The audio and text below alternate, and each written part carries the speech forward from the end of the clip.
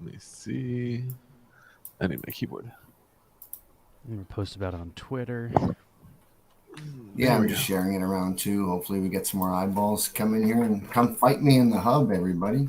If you're watching this, come fight me. You have to do it from the app, right? From the, or not? It's not the web client anymore. It's the. That's right.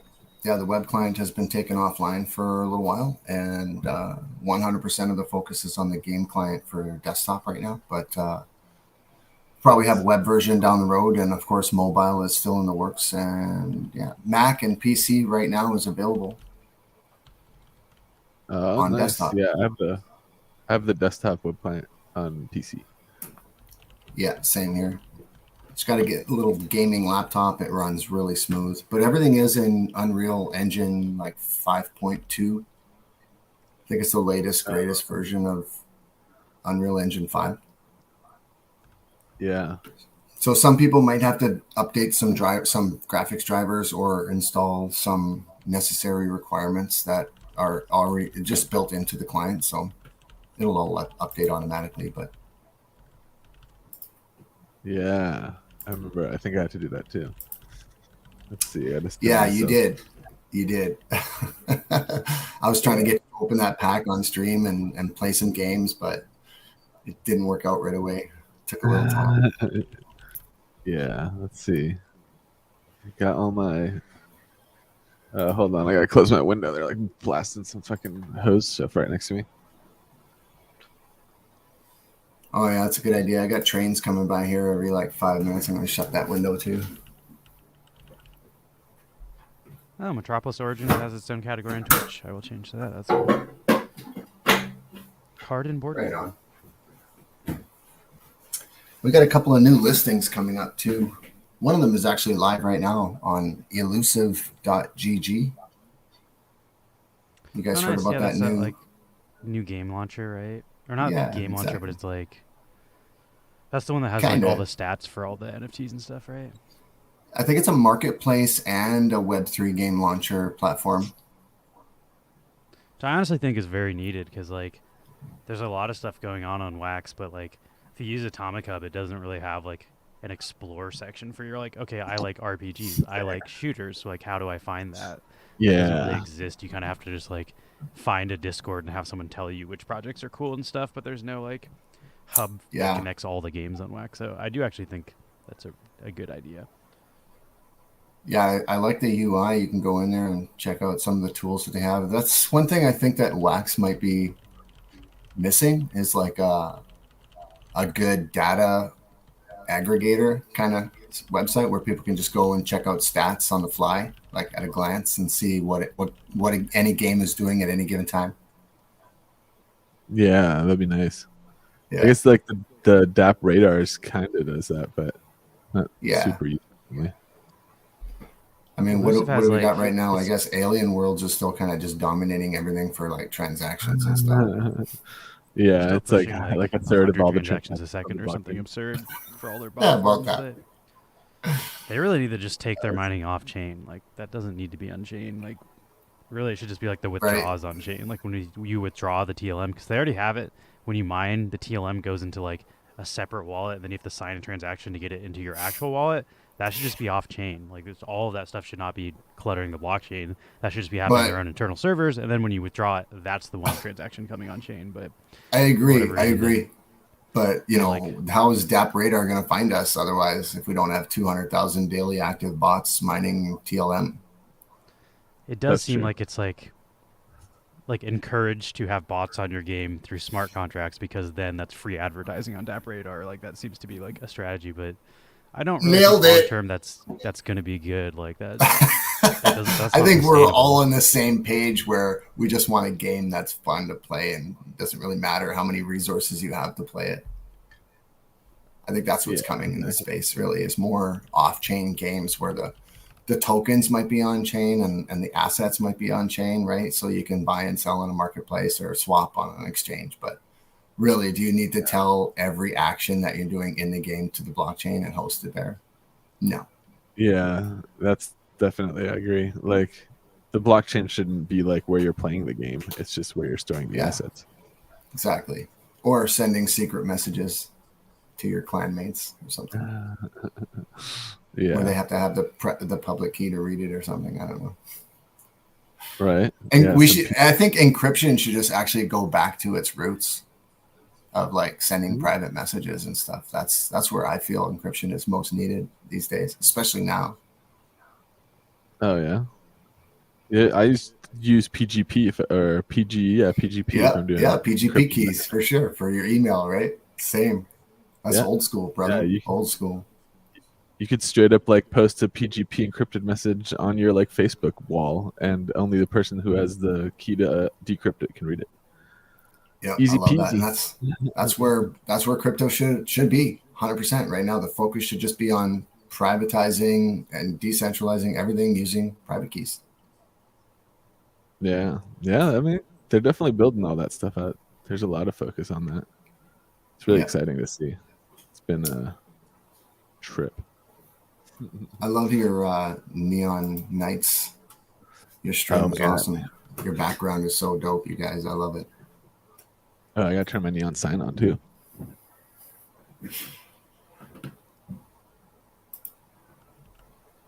Sorry, I'm still in Metropolis. Places that were live. Okay, cool. Where do you guys normally post that you're streaming? Right now, I'm posting in the NFT Gamer TV streamer friends section. Oh, okay. So I was posting on Twitter. I also posted in the Atomic Kings Telegram. Loud truck. Sorry about that, guys. Hang on a sec, okay? I think I'm just gonna have to deal with that until it stops. All my windows. Wait, what was that? Was that in was that in his audio? That sounded like the alarm was going off here. Truck outside of our apartment. Was it not? It sounded like the fire alarm. I thought it was a truck outside of our apartment, like the backup. Somebody was like power washing shit and spraying water in our windows, so I closed them. All right. Weird. Well, now I've pretty much posted everywhere that we're live. Dude, I did too. I thought that was straight up my fire alarm. Paul also came out of the bedroom and was like, "Is that the fire alarm?" Was that Datajunky or is that me? I'm not even sure. I thought that was me. I don't know. I thought that was just the fire alarm right here. Hey, I'm back. Hey, yeah, the house is not on fire. Sorry about that. I have a smoke alarm from Costco. I guess it must be faulty. Oh, wow. I mean, it is hotter than a hell's teat in here, but it's not on fire. Well, I'm glad. Damn, glad dude, you're not that alarm was so like realistic. It sounded like it was happening in my like living room.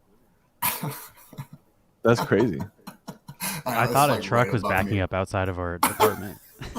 Yeah, that was like get run over. Back the truck up. Let's go. Damn, that was wild. Yeah. I can't. So before we went live, Max, you were kind of asking questions about deck building. Like we're about to hop into Metropolis Origins, but I feel like that's not a bad start for people who are new. Metropolis Origins is a trading card game on Wax. It's not really a play to earn game. It's just you own your digital assets and you can play with them. It's a fun-based game, which is what we're all about here at Neon Space. We like playing games that are fun, not just clicker Ponzi's. So Max said he just built his deck and he lost to the default computer. And I lost to the AI, but I feel like the AI is pretty tough. Like the AI plays well and was getting lucky rolls. Like they were playing like some random like add 3 cards to your side, and then it dropped like 2 like 9 mana cost cards. In my experience, if you're losing to the AI, you're probably not doing very well in a game. But you know, that's what I thought too. But I was like, no, this AI is just good. Like this is, I don't know. Like, am I wrong? Is the AI really good, or am I just really bad? The thing is, the AI uses strictly the tourist deck, like the free-to-play cards, and there's 50 cards in there. However, AI is no dummy, okay? So if AI gets a good hand and you don't get the greatest hand, you're going down, and it's not going to take long. Yeah, that was my experience too. Is like I definitely think like the deck that I built isn't amazing like early game. Like I think I'm going to find out, I'm sure, that I need to like add some more like early game like removal or early game like board control, because I don't think I have enough of that. especially right now. Actually, Graham just made a big game change, and one of the game changes. You remember the card Reboot, the card that everybody gets in their starting hand to option to mulligan their hand. Oh yeah, you keep that now, right? That didn't happen before. That's right. Now you actually keep it as everybody gets one, and it's in their hand, and you can play it anytime you want. So if you have like a bunch of really fast cards and you run out of cards really quick, you can just reboot your whole entire hand for free. Yeah, but it's you get your whole hand back -1. So if you play all your cards and you only have like 3 left and you can play it, then you redraw only 2. So it's not like how I think that's how it's supposed to work, but right now you just get a whole new hand of like 5 cards no matter what you discard. Oh. So I've been taking advantage of that all day. Then I should just build a deck that's all low cost, because that's definitely just build yourself a white weenie or whatever they're called in Magic, a weenie deck. A weenie deck, yeah. But be careful, man. Stock says real quick here, off topic, but Max, the other day we were talking about the percentage return by staking wax. I calculated it in the last days, and at the moment I get 7.95%. It's a pretty decent option for people having extra wax. Yeah. And I believe that includes him compounding it, because like him compounding it went into his calculation, and like it goes up significantly if you're like restaking the rewards and compounding. No, that was for vote rewards, right? For staking and voting. Yeah. Yeah, exactly. This is like the CPU staking. Voting. Yeah. 7.9. That's like almost double what they pitched though, because like they say it's supposed to be like 4-point-something% in the white paper. So if you're actually getting closer to 8%, that's pretty good. They probably don't show any compounded interest or anything like that in the white paper though. The ones I was calculating for myself was like between 5.8 and 6.3 without compounding. Like I just claimed and kept the liquid wax, so it's still like outperforming the like projection. I do think that might do something with the voting strength. Like if not everybody's at 100% voting strength, you might get more than the 4-point-whatever% because people are not taking their full percent.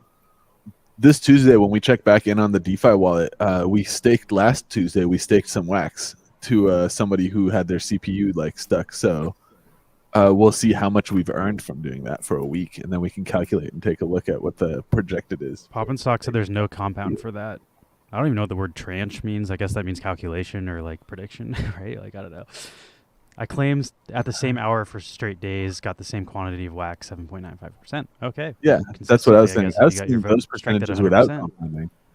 If you compound that shit, you could probably like pull much more than that still too.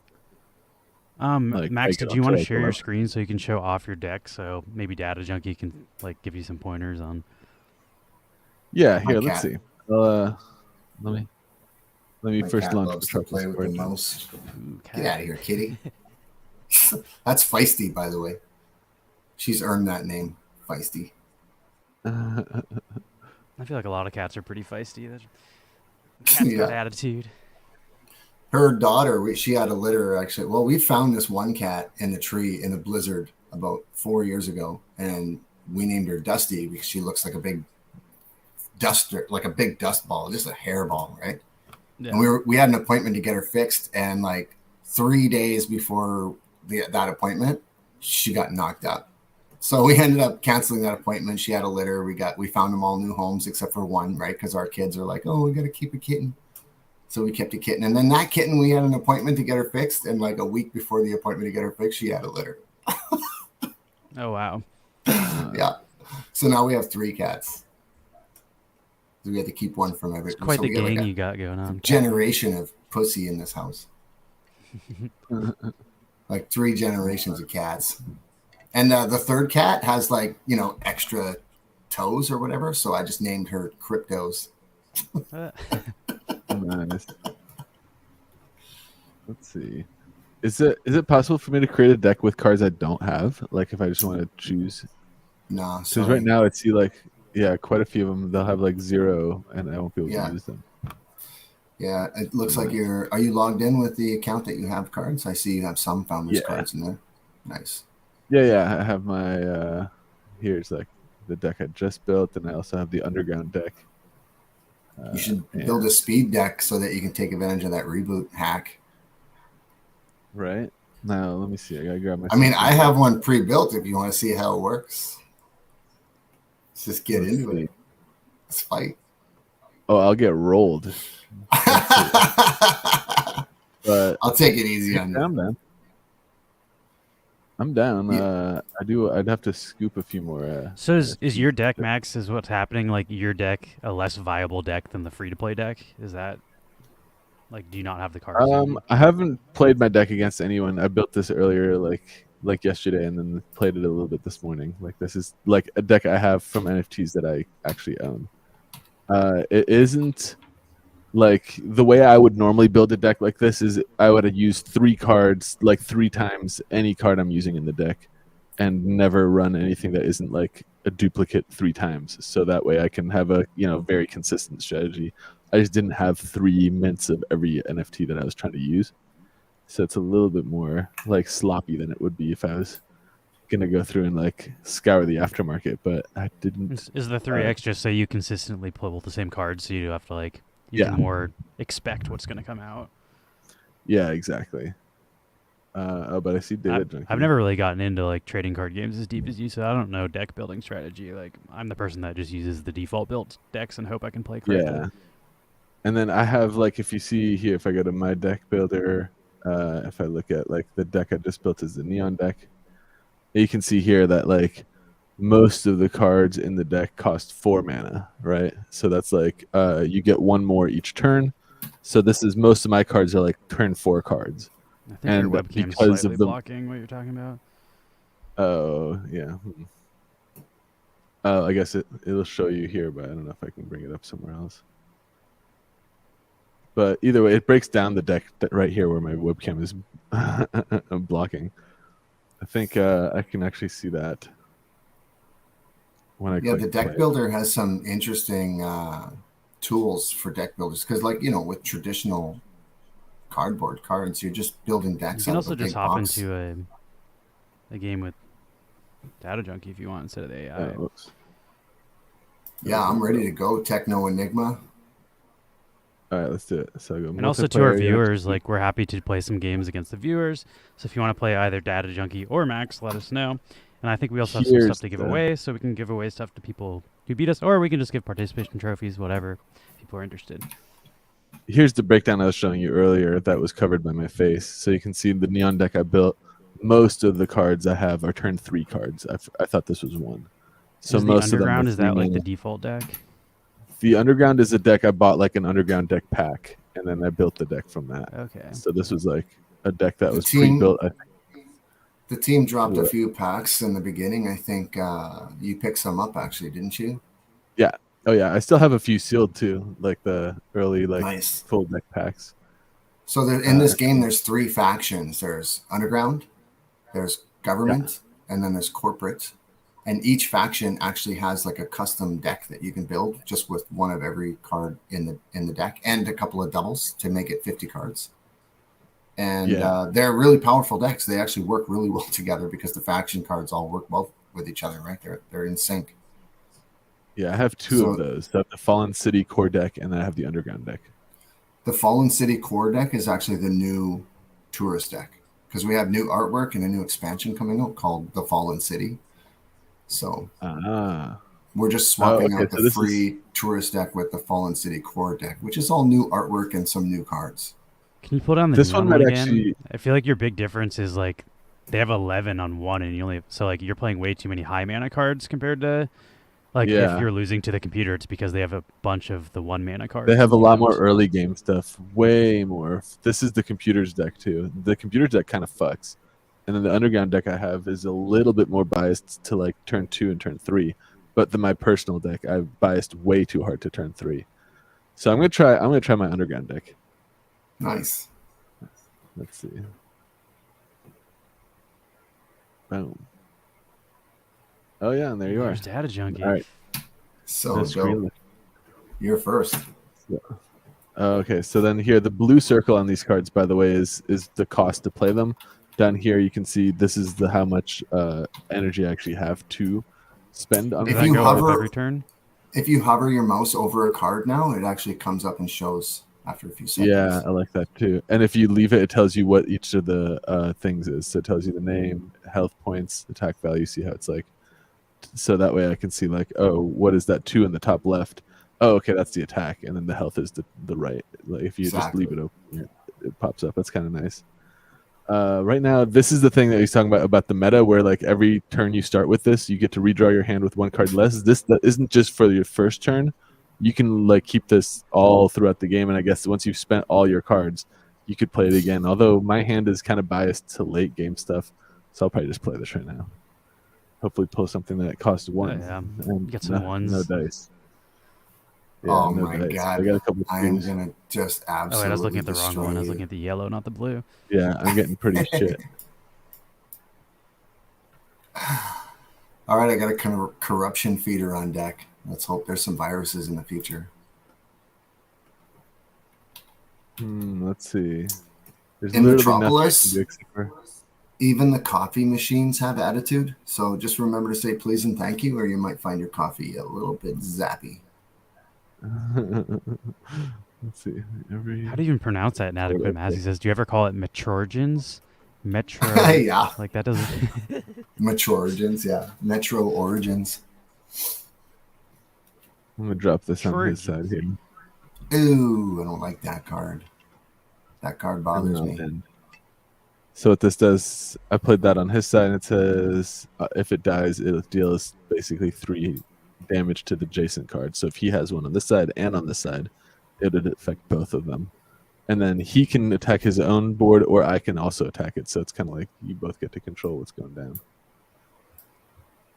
Let's see what he's playing over here. Adjacent cards can be played twice. Okay, that means they can like attack twice.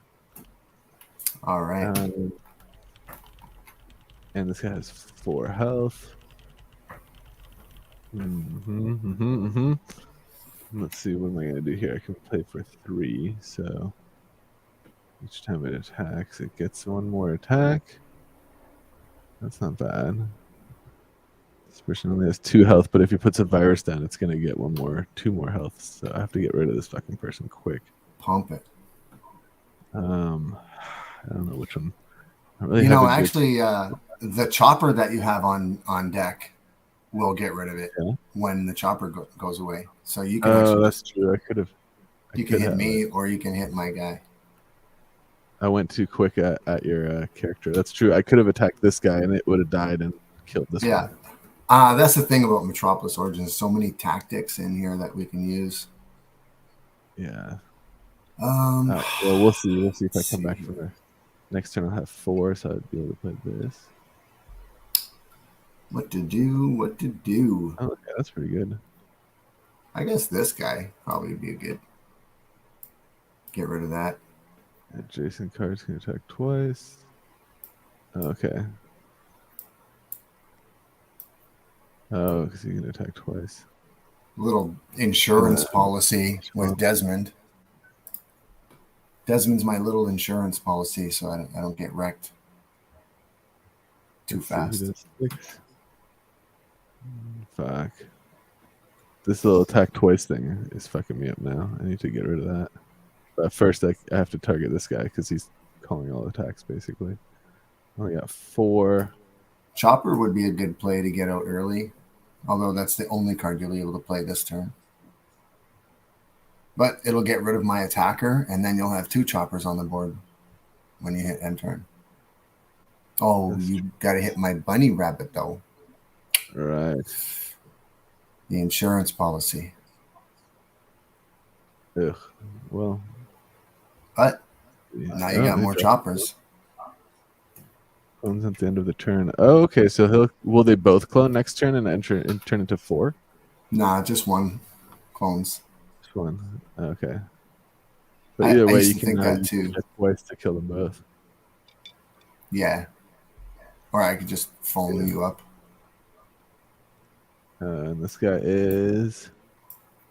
have 0 attack. Oh, great. Yeah, that's the card that nullifies the attacks on either side of it. So both of your choppers now have 0 attack while that tactical foam is in play. And of course, it's a government card, right? Of course. Yeah, son of a bitch. Nothing grinds your attacks to a halt better than the government bureaucracy. Let's see. Okay. All right. That's all I got. for that turn. What am I gonna do here? One hit does 2 damage to the attacking cards. Okay. Doesn't have any pull though. Inadequate Mass says, fun fact, Molotovs are fun in real life. Are you throwing Molotovs around in Canada? What are you doing up there? Hey, I'm from Canada. I've never seen a real Molotov cocktail, except for maybe once or twice. Not recently. Okay, that was a past hobby of Inadequate Masses. So if anybody does jump into the hub and plays Max, just drop your wax address and a screenshot of your either winning or losing screen in our Discord, and I'll make sure you guys get a nice sticker that you can use in the game to unlock one of the avatars. You notice the little TV heads that are at the top and the bottom of the screen that represent our warriors in battle, our hackers here. Well, you can change that in the settings to an avatar that you own if you own the sticker. Oh, that's pretty cool. Or the NFT. Yeah.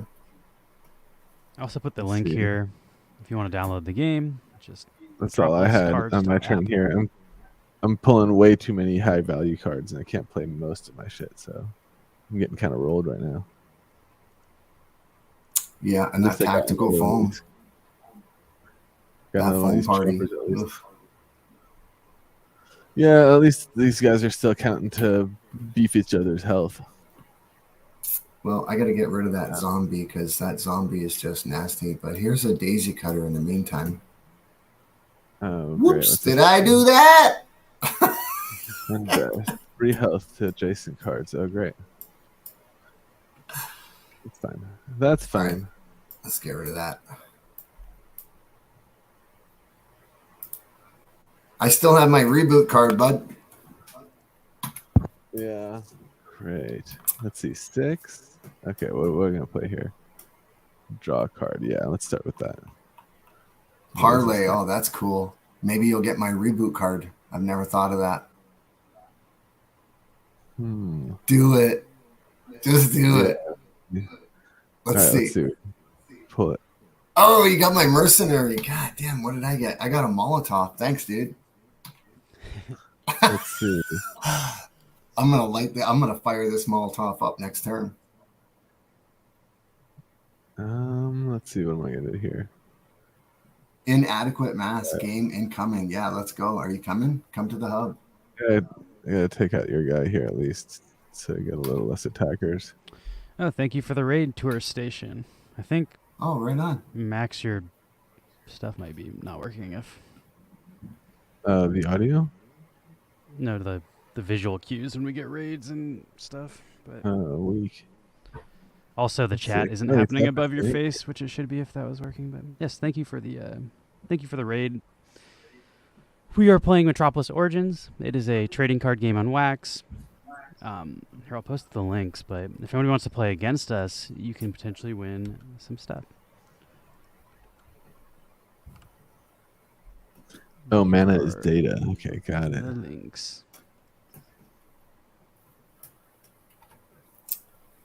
What to do? Sorry, that was a reboot, the show pun joke. I don't know if I've seen Reboot. Oh, I think I saw that with Johnny Knoxville, right? Where is my Reboot? Did you steal it? Oh no, I did see Reboot. That's the show on Hulu. That's funny. I never heard of that. I was like, I've seen every episode of that. I didn't get it. I got the Mercenary from you when I did the. Okay, that's weird. When you played Parlay, I lost my Reboot card. Well, at least that helps me out a little bit. That's a bug. I'm going to have to report that to Graham. But you know what? I deserve it. For health, every adjacent team member. Oh, okay, I see it. Damn, I'm down to 2 health here. Let's see, I got to make something happen. First things first. I can't even clear any of these fucking clowns.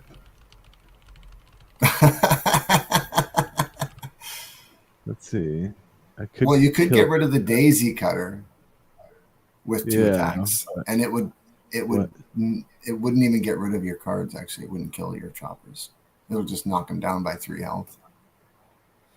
And that'll give you 1 extra space to cast something or to play a card. Yeah, but it doesn't free up anything that I can use. Oh, wait, I guess let's try it. I'll kill the Daisy Cutter. I'll play also, an update this on Reboot, Max. I don't know if you were thinking the same Reboot. The Reboot they were talking about is not the show from 2022 on Hulu. It's a Canadian show from the 90s, which I have definitely not seen. They say it's based inside a PC, and the bad guys were hexadecimal and megabyte.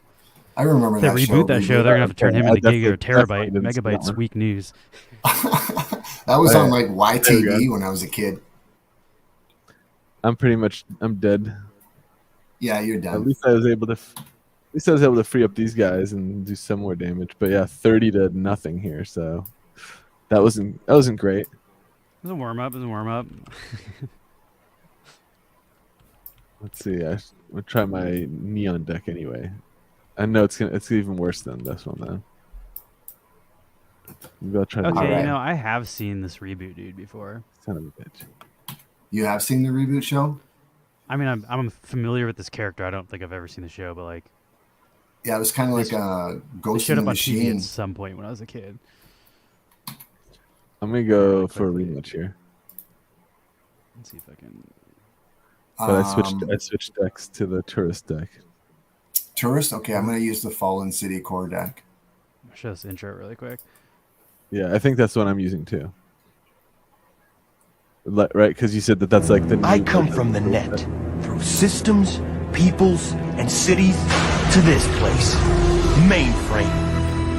My format, Guardian, to mend and defend, to defend my newfound friends, their hopes and dreams. That's it. To defend them from their enemies.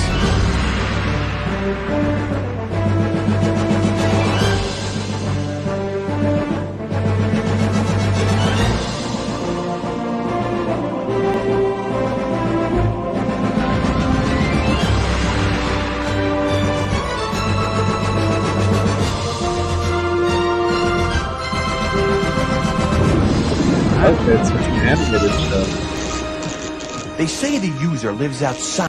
Definitely looks like a super early CGI. I might as well take this moment to drop a claim link in the chat for anybody looking for a free NFT here. Oh, nice. Let's see. We both kind of started this next round out the same way. Curious to see how this plays out. Yeah, anybody in the chat, let us know if you want to play around. I believe you do have to download the client from that link I shared, but it should be free to play once you downloaded it. Yeah, it's free to play. Everybody can play. It was on when Beast Wars was on. Prime Rogue says he'll play. Okay, Prime Rogue's got next if you download it. Damn, I don't have any good cards to play right now, so I'm just gonna opt to not play. Beast Wars was like off-brand Transformers, right? Or was that Transformers? Beast Wars? That sounds like Transformers. Beast Wars? Okay, it was a series of Transformers. From 1996 to 1999. Let's go. I feel like I remember the toys for Beast Wars. I just swung for 12 damage on turn 2. Let's go. Wait, Beast Wars, they turn into dinosaurs and they turn into... That's a weird Transformer. Like, instead of turning into, like, a robot car, they're turning into robot dinosaurs. Yeah, those were super popular when I was a kid. Remember Street Sharks? I used to have a Street Shark action figures when I was a kid. I thought that show was cool. Street Sharks. Oh, man. I want to say the intro theme song was super sick for that show. Let me see if I can find it. I want to say it has, like, a wailing saxophone solo, which is, like... kind of like run off from the 80s. The 80s would have random sweet sax solos. Street Sharks theme song. Is this a good deal? Yeah.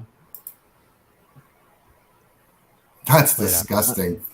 12 damage on turn 2. That's crazy. Oh, yeah. Well played, sir. Is YTV like a Canadian channel? I think it is, yeah. I think it is. I've never heard of that. Yeah, I remember like shows like You Can't Do That on television. on there. I'm just I've watched, going all out here. I cut you down to a one health decent on amount turn of 3. Canadian sitcom stuff, but I haven't really gotten into like animated or children's stuff. Of course, I know like Trailer Park Boys. There's like I watched some like court show also that was Canadian. That was kind of fun. Now what are you gonna do, boy? Huh? What Now what? What now? now, indeed? Let's see. Okay, that's the way this game is. Like, look, I'm down to 1 health, and I just turned the tables on you on 1 turn. Isn't Allison Mack? Isn't she the friggin' one that's in Nexium? Like, didn't she like recruit people to a cult? I think that's that woman. Here, I'll Wikipedia in the background while we're.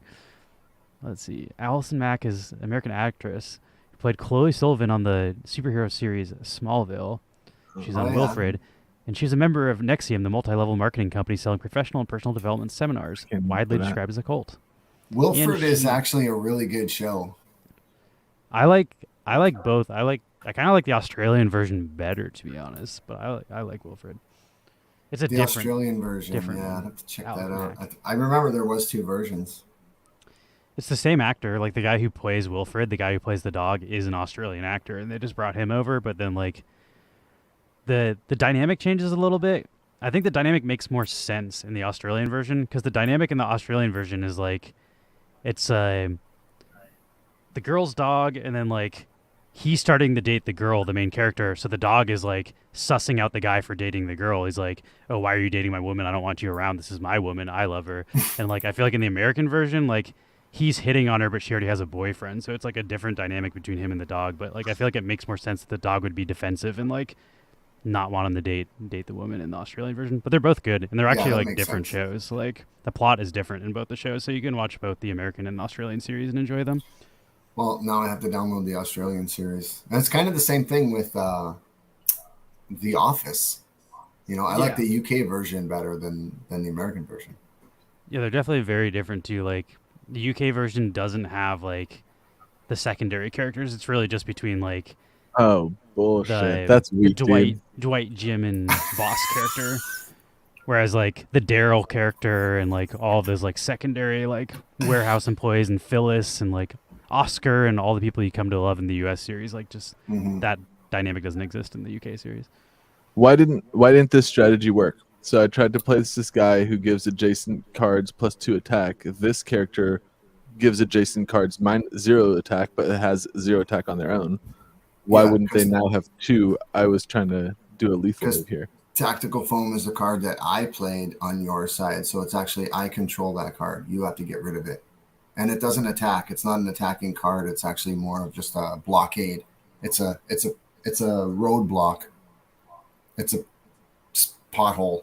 You got to fill it. Oh, okay. I didn't understand that dynamic. Well, that's fucked. I wouldn't have done that if I knew that.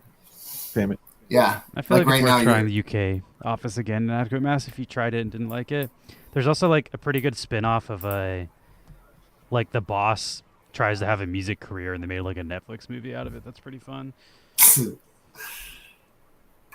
So like the way your board is set up right now, boom, yeah, you needed a pink slip or an early retirement to get out of that. Well played, sir. Well played.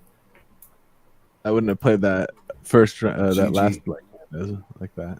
But let's go. Did you draw that pink slip or did you have it in your hand? I did. I top decked that last round. I would have lost if it wasn't for that draw.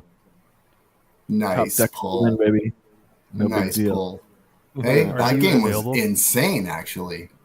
That was I came out so strong and then immediately got like flipped on, just sitting there, almost died, and then top decked for the win. That's pretty. That was cool. a good one, yeah. Prime Rogue, are you ready for a game, or should they run another one? Fight them. Let us know, Prime Rogue. Prime Rogue said he's down to play us, but I don't know if he has it installed and stuff yet. So. Yeah, I think he's ready to go. Okay, I'm gonna go Metropolis Heights.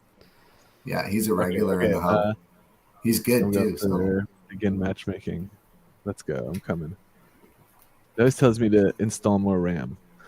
Don't screen look at me. I know you're a cheater.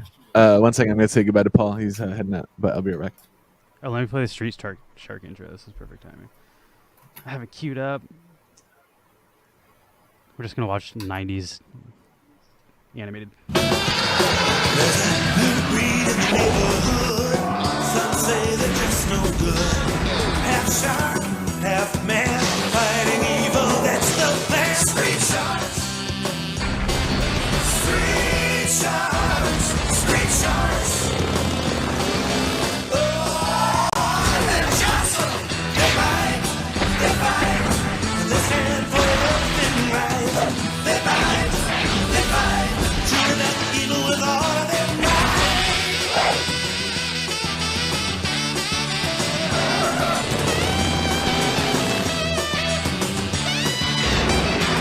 Street sharks. Street sharks. Street sharks. Street sharks. They bite. They bite. They stand for everything right. Street sharks. Boom. Some shredding pretty dope. sacks. I love that 90s shit. I used to have like the action figures growing up. There's like you could like pull on the fin and it like made the arm punch or something. It was like Nice. All right. Oh, you guys ready for a free NFT or what? Because I'm about to drop one in the chat. Is the chat ready? Is the chat ready for this? Jump on We it! got 20 people watching, so thanks for watching, everybody. Thanks for joining us. And offer still stands if anybody wants to play against us. I think, like in addition to stuff you sent us stuff to give away, so I think we should still have that. Yeah, I gave you guys a pack last time we talked, and I sent another pack today actually to your giveaway wallet just to make sure you guys had some cards to give away if you wanted to. Yeah, I'm thinking maybe we open the pack and then we can give the cards inside the pack to whoever plays against us. Sounds good. So that way we can keep giving them away if multiple people want to play instead of just like giving everything to one person. I like it. All right, I'm ready here. Let's see. It says I'm waiting on player 2 though. Did you get the Prime? Are you going to go in? Heights O Towers? I'm not sure what that means. Oh, he wants to know. He's in Metropolis Heights right now, so. Oh, I am in Heights. Do you want to go to the other one? I can re-queue. Yeah, you guys want to show off the other one? That'd be awesome. Looks like he's coming in though. I'm also going to write down Prime Rogue's name, so remember to send him a prize after we open the pack. Oh, all right. wait. No screen looking Prime Rogue. Yeah, he's sniping. 8+3 data. Okay. Nah, dude, pass. My pleasure. Good morning, My pleasure. GB. It's evening for us, but I'm guessing in Australia it's morning. I see another card shark in here. Shout out to Rookie, and he's really good. I'll have to play Rookie next. Yeah, he's good. He's gonna smash you guys with his deck for sure. Let's see. Okay, that's the guy you used on me last turn. I want to go to Australia. That's somewhere that I've never been, but would enjoy. Oh, did you guys know that I work for an Australian block producer? Oh, really? I didn't know that. That's cool. Yeah. Good day, mate. Nice. Yeah, it's like 4 p.m. Is 4 p.m. not evening? I feel like 4 p.m. is early evening, or is that still late afternoon? My grandparents eat dinner at 4 p.m. I feel like that's evening. Sometimes 4 p.m. is like breakfast time. I wake up at like 2 p.m., but for old people. That's awesome. Get out of here. Yeah, a lot of my favorite bands are from Australia. I feel like there's like something in the water over there that just makes like the best musicians and best rock bands. Nice. It's everything trying to kill you. Oh yeah, you're a boom ninja. You're a sound audio engineer, right? Yep. Let's see. Let me grab some mics and try. Friendly cards. Okay, that was good. Wait, what is this? Is there a way to see what the recycling cards are? Like if I want to read this? No, I actually made that request yesterday, and another team member concurred that would be a nice feature to have, especially when you're new. You want to look at what somebody just played, right? So I think it's really important. Oh wow, you got such a nice mic. That's awesome, dude. Dusty. How much but is that? Blimp. The mic in here is like $1,000 mic, and then the blimp's probably like $100, and then I have my graphite pole, which is like Oh wow, this that's pole is like a nice. $700 pole. This pole is ridiculous. It's like How far I will does that lend my extend? microphone to people. I will not lend this pole to people. Like this pole is like the closest thing to my gear that will never leave my kit. Like Yeah. I have another pole that I rent to people if they need to rent it, but I should have played this guy. What are they doing? this is my staff. Do you work on movies or? Yeah, I work on whatever people pay me to work on, but Yeah, it's a lot of independent stuff. Like I mostly work on stuff outside of the industry that they're trying to sell to the industry.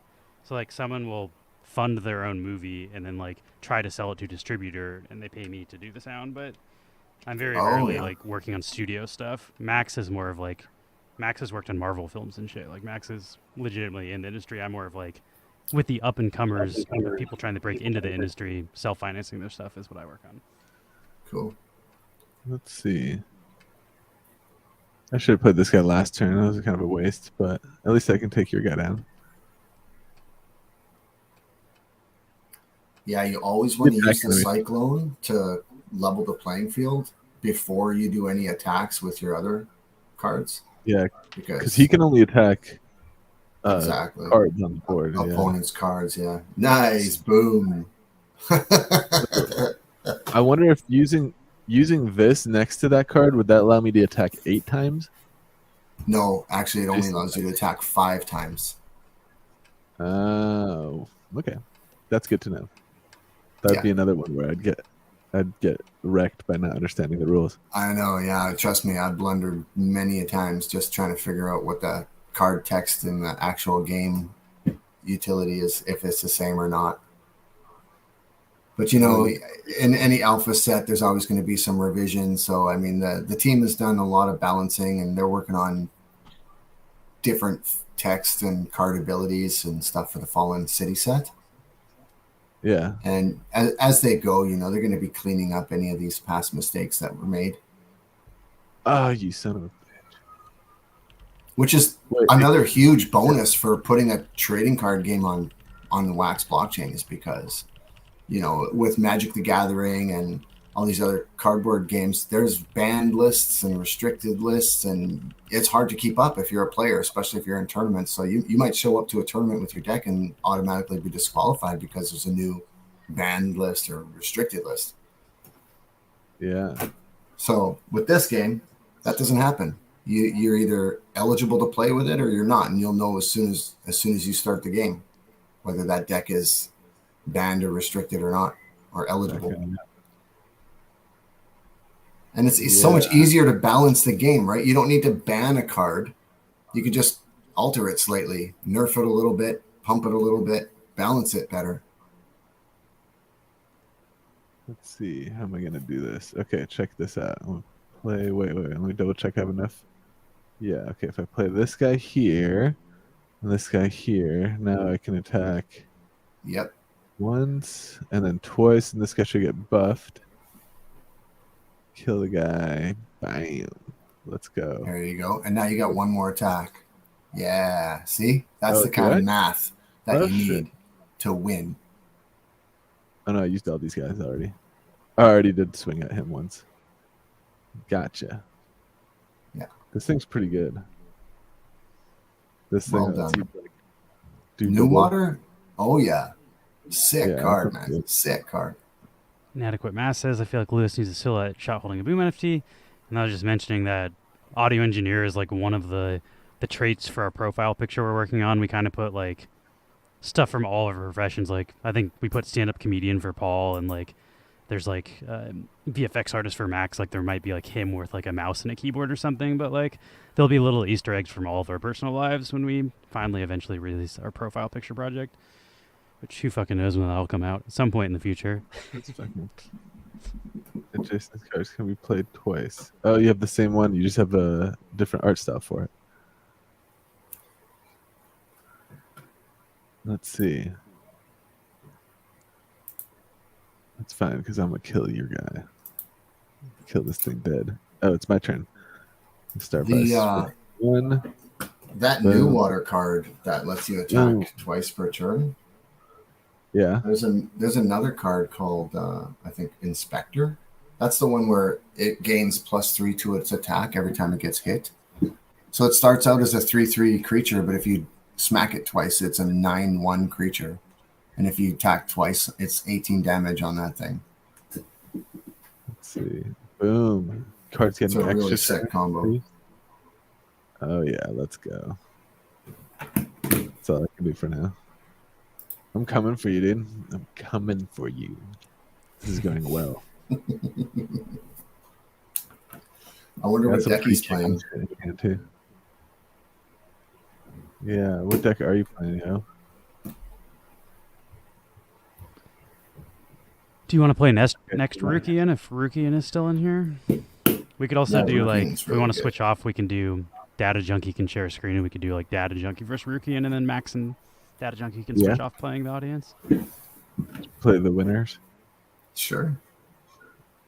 The more the merrier. You guys get in on this. Anybody who plays tonight will get a sticker. And if the sticker will unlock one of the avatars in the game too. I'm adding everybody's name to a list, and we will send you one of the cards from the pack we open. So playing a game essentially gets you at least one card from the deck from the pack we open. Check this out. I'm gonna do some lethal here. I'll play this guy, snatch your dude. 5. Bam. Boom. Got him. Nice. Let's go. Nice try, yo. You can't be taking on the big dog. Nah, that was my second win. Maybe 50-50. Who's gonna stop this bro? Streak? Who's gonna break the streak? Next game shows if I'm winning mostly or losing mostly. 50-50 right now. Datajunky, do you want to share your screen and? Yeah, sure. Do around. You can do it through StreamYard. I don't know if you see the present button. You can just share your screen in addition to your webcam. Yeah, coming up. And if anybody wants to send me a challenge, feel free to send me a challenge right now. I think Rukian said he's down to play. Oh, you can send a challenge instead of...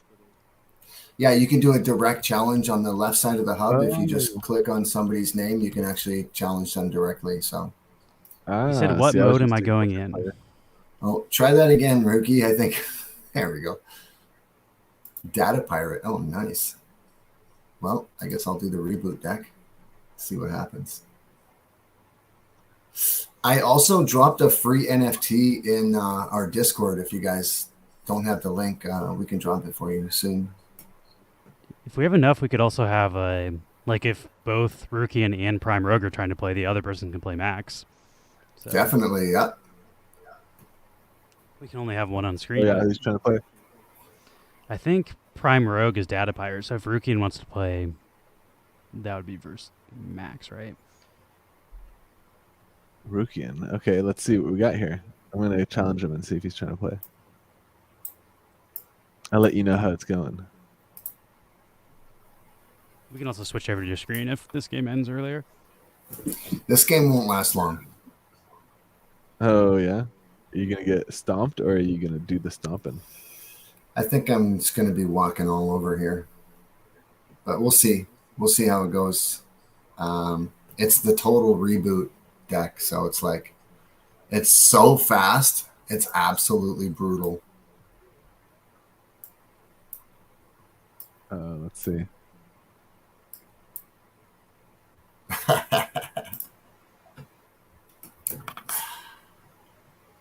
I mean, it doesn't look like much yet, but once that reboot drops and I get a whole new hand, it's like, what? That's not fair.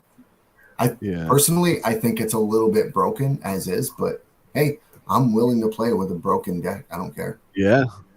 That's definitely in these types of games, generally speaking, like Magic or anything like this, where you draw one card per turn, a draw a card move or being able to draw a card is considered a turn advantage.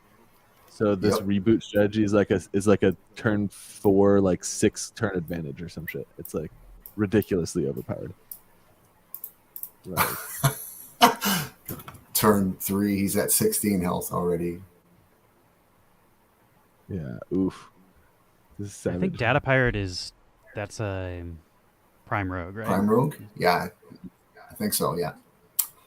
That's what happened. Like when you jump into the hub without an account, if you don't want to like sign up for an account, which is fine, you can play without an account. Oh, he just used a reboot, I think. That's maybe I'm wrong. Anyway, it assigns you like a cyberpunk name and just throws you into the hub. Rukian says accepted, but it isn't going through. I think for Max. Yeah. Hold on, I got to reboot or something. Mine's like, what is it called? Restart. Yeah, here I got to relaunch my Metropolis. Like I accepted the invite and then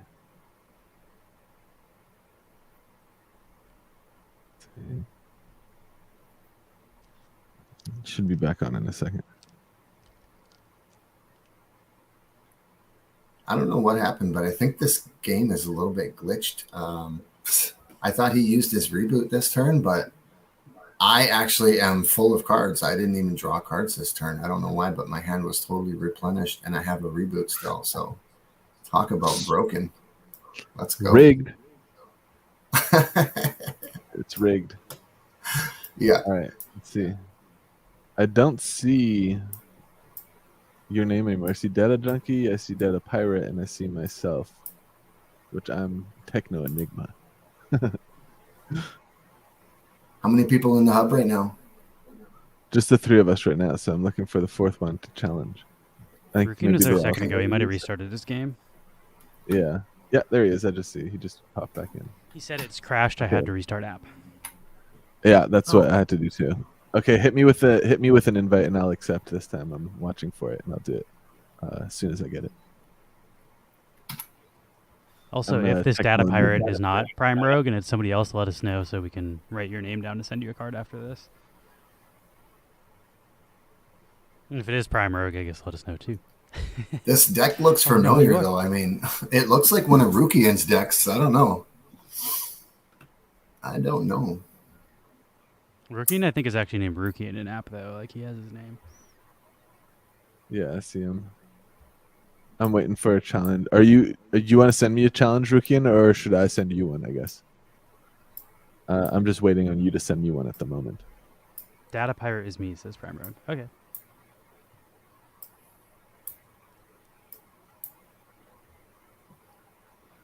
Since we have 25 cards, I mean, if you're playing a couple games, we can send you a couple.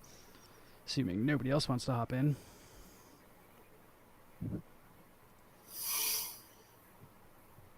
He said it's not letting me send requests, so maybe try sending him a request. Max? Okay, I'll try to send you one. If direct challenges aren't working for you guys, just try the multiplayer matchmaking. Yeah, you can also just queue at the same time. There's not that many people online. You'll get matched up. That's true.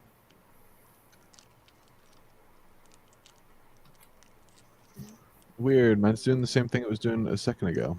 Here, I'll show you what it looks like. See how it's like a weird display issue or something. I don't know. It like squeezed my thing into evil eyes. Weird. Look, I can like. Gotcha. GG. I feel like a second ago I could like mouse over a card. Can you try doing just the normal matchmaking?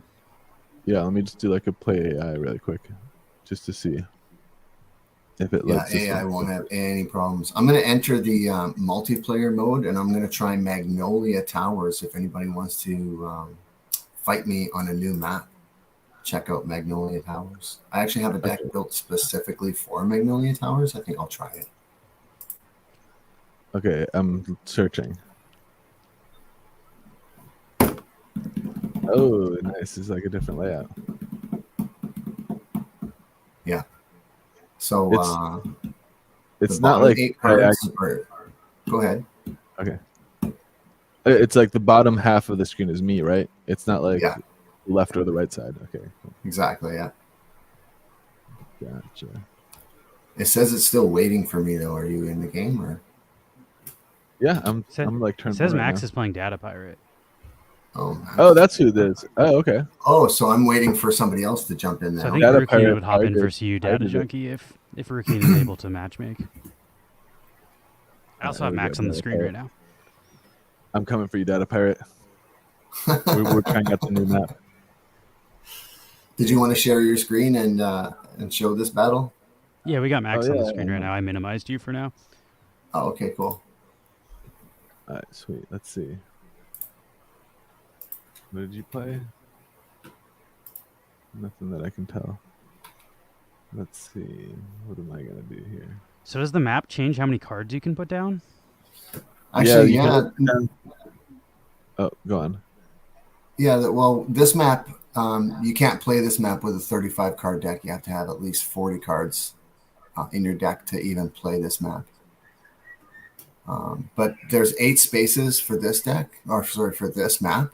But it's separated into 2 sections of 4, and they're not connected. Like in the other map where there's 6 straight across, you can play a card, and if it pulls a card from your library and it wants to clone 3 times and it takes up 4 spaces and puts other things in play, it could take up the whole all 6 spaces in one card. But in this map, it's limited to 4 because they're not connected. It's like 2 So it's islands that you play on. Okay.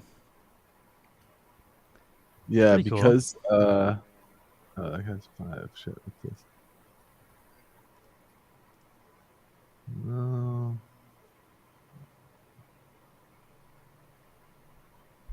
I need a guy who can actually attack. I gotta get rid of your fucking character up here. You got a regulator in the middle there for 4 data. That does 1 damage and that'll kill it. Oh yeah, there you go. Increases by 2 when damaged. Okay, cool. There we go. Got him. And then this will attack you. If you And then play, because these cards have like adjacent, for example, this one says adjacent Yeah. cards can be put twice. Is like up and down cal adjacent still as well? yeah, and if you, it doesn't matter anywhere you play that card, it'll be a corner because there's 4 squares in these corners. So the adjacent cards will be the opposite corners, not opposite corners. Sorry, the adjacent corners. Yeah, I gotcha. Like, So shit. the best thing for you to do last turn would have been to play that regulator on the opposite corner of your logic trap on the left side, and then this turn play the new water anywhere beside them, and it would have made both of them attack twice. Yeah, I see. A misstep there. Let's see, what is this guy doing? It's like cut off from me. Oh, tactical. Oh, it makes them attack 0. Tactical Got it. foam, yeah. You just put that on beside one of their monsters. Yeah, let's see. What do I want to use here? Give me this one. And then tactical foam to get rid of this. I can attack it, right? Oh yeah, you need to get rid of that tactical foam for sure. Yeah, let's get the fuck out of here. Yeah. Get that shit out of here. All right, and then we'll attack you. And I don't want to attack my guy for 2. No, you That's- just hit him for 1. Yeah, that's You too can much. pump him later. I'm just gonna keep attacking you. Got a pirate. Okay, that's all I Nice. got this turn. That was a pretty solid turn. Clones twice. Okay, Oh, Rookie, damn. I'll see you later, buddy. Thanks for coming out, man. Appreciate it. Always good seeing you. Yes. Sorry we couldn't match up.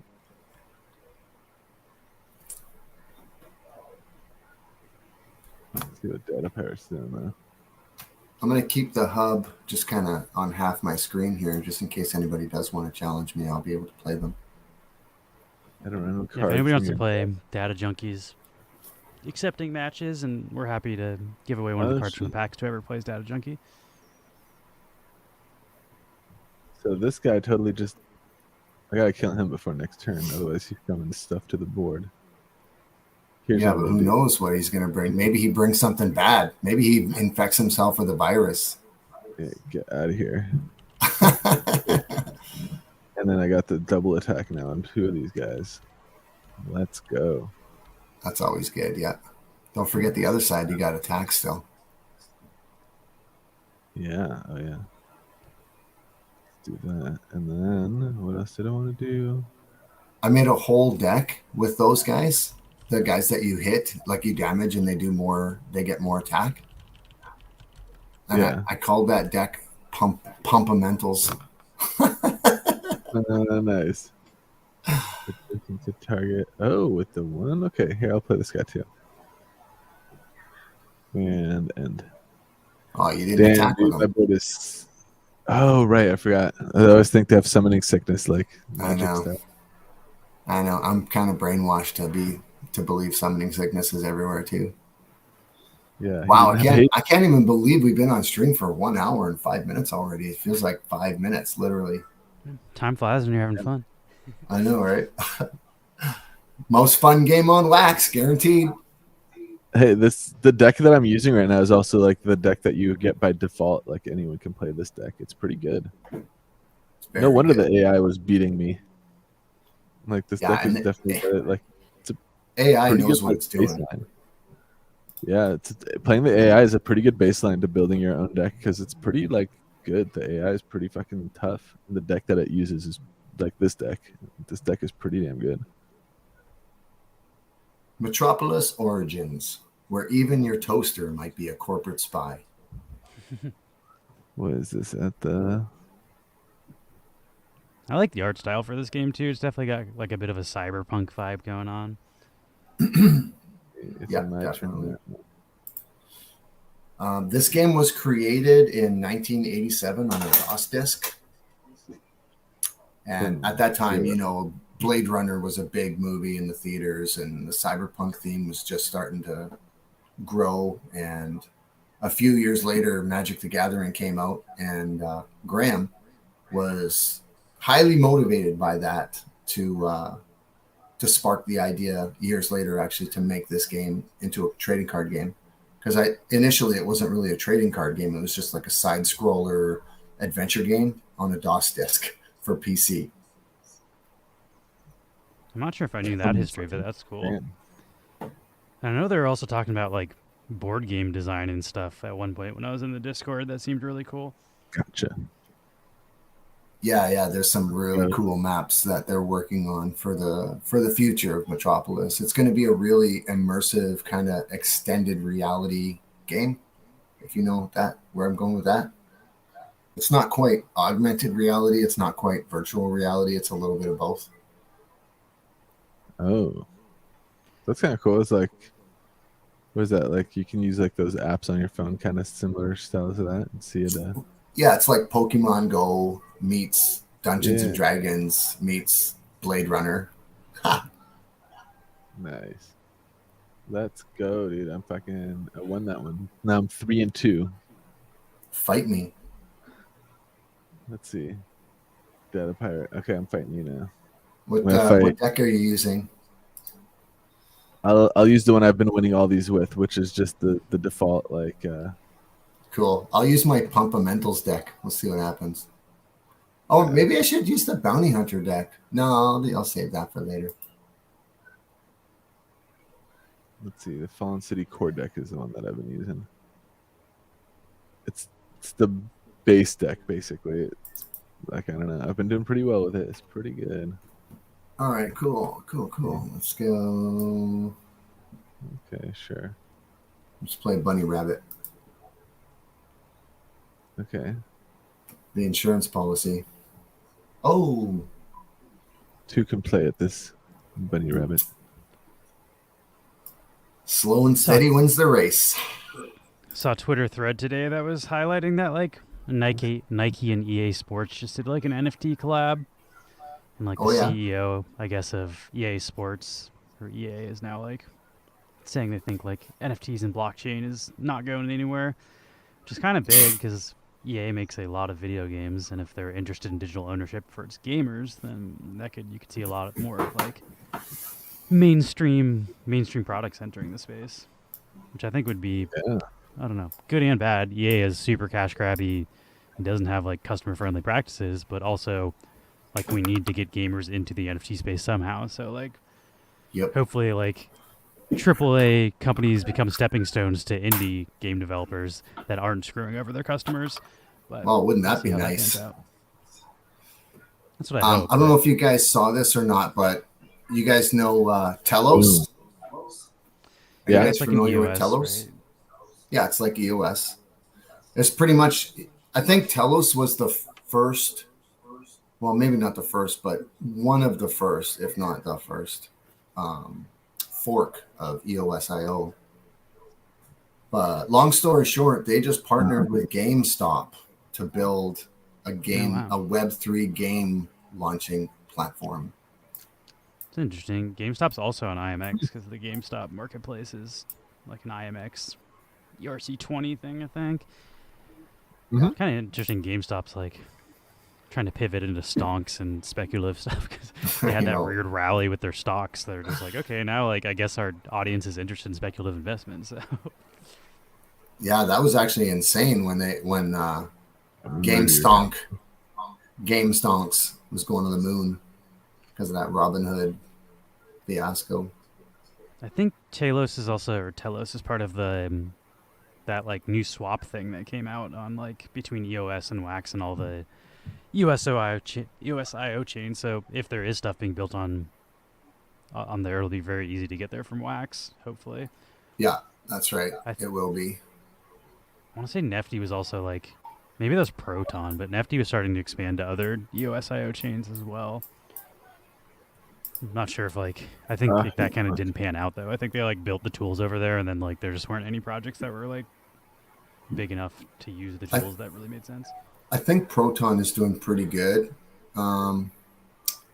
They have, like all chains, they have a lot of issues, but internally and externally. But in the end, I mean, they built Metal, and the Metal blockchain, I think, is partnering with the Federal Reserve. I think they'll be okay. They're doing all right. They're doing all right. Damn, let's go. What's this? Can be used twice.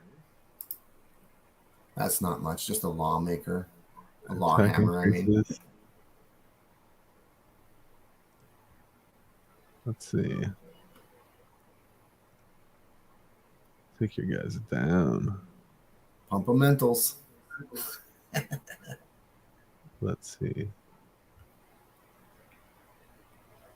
Yeah, I thought that was pretty big when Telos announced the partnership with GameStop. I'm like, okay, Telos has amazing technology, like Wax does. Wax has amazing technology, but their developers are like like super focused. Where EOS is kind of like focusing on governance, and then they have a lot of DApps that are like DeFi, and they also have NFTs. Like you can go on Atomic Hub, and instead of Wax, it'll just be EOS, of course. And they have Telos for Nifty blocks and everything. So it's all kind of interchangeable and so compatible. And with inter-blockchain connectivity, like the IBC and the EVM, the Ethereum Virtual Machine, there's nothing stopping any project on any chain basically coming over to Telos and launching their game with GameStop. Yeah. Damn, is that? I haven't heard about the Telos one. I have heard about like GameStop's marketplace that's built on Immutable X, but I know that there's also going to be like an Immutable X integration for Atomic Hub, which all that is pretty exciting. Yeah, that's going to be cool. I play chess on there. They have like the Immortal game. That's how I found out about that chain, Immutable. Oh, when damaged, it clones. Okay, I see what this thing is. Yeah, hit me, baby. I love the artwork on that new water. Looks awesome. That water bottle looks so cool. Yeah, this one's good. Let's see. What am I going to do here? Okay. Oh, that's a good card. It's a good spot for him, too. I think I can attack 3 times now. Damn. Let's go. All right. I'm coming for you, dude. You got one more attack there. Oh, did I? You missed one attack for 1 damage. Hey, Buzz King. What if I beat you by 1 damage? Ooh, Metropolis. Buzz King, if you join anybody that plays with us, we're going to give a card from a pack we're going to open. So if you want to hop into the next round, let us know. Clones once. Oh, you hurt yourself to make him clone, you punk. No, my multi-attacker. I need to Whatever. draw some cards here. I think I'm just going to early retirement my career. Yep. I mean, I'm gonna murder these guys before they duplicate again. Oh my god! I should have used the Brutal. 2 instead. And then what am I gonna do here? That was pretty great. Oh, I like this guy. Put him over here. He's like a good board wiper. Just in case I need it. Alright. That's about it. Let's see. I feel pretty confident. I'm doing real well right now. 30 life left. Yeah. We're down to, I feel like I can Street swing for Samurai. Oh my god! It's not just a cool job title. It's a lifestyle. Street Samurai. Street How am Samurai I is going to really get good. out of this mess? She's got 5 health and deals 3 damage and swings twice. Oh wow! Did you just like randomly steal that one, or Yeah, it was random. I'll take it. fuck you? That's just Yeah. my best one. Yes, sir. I need to reboot here.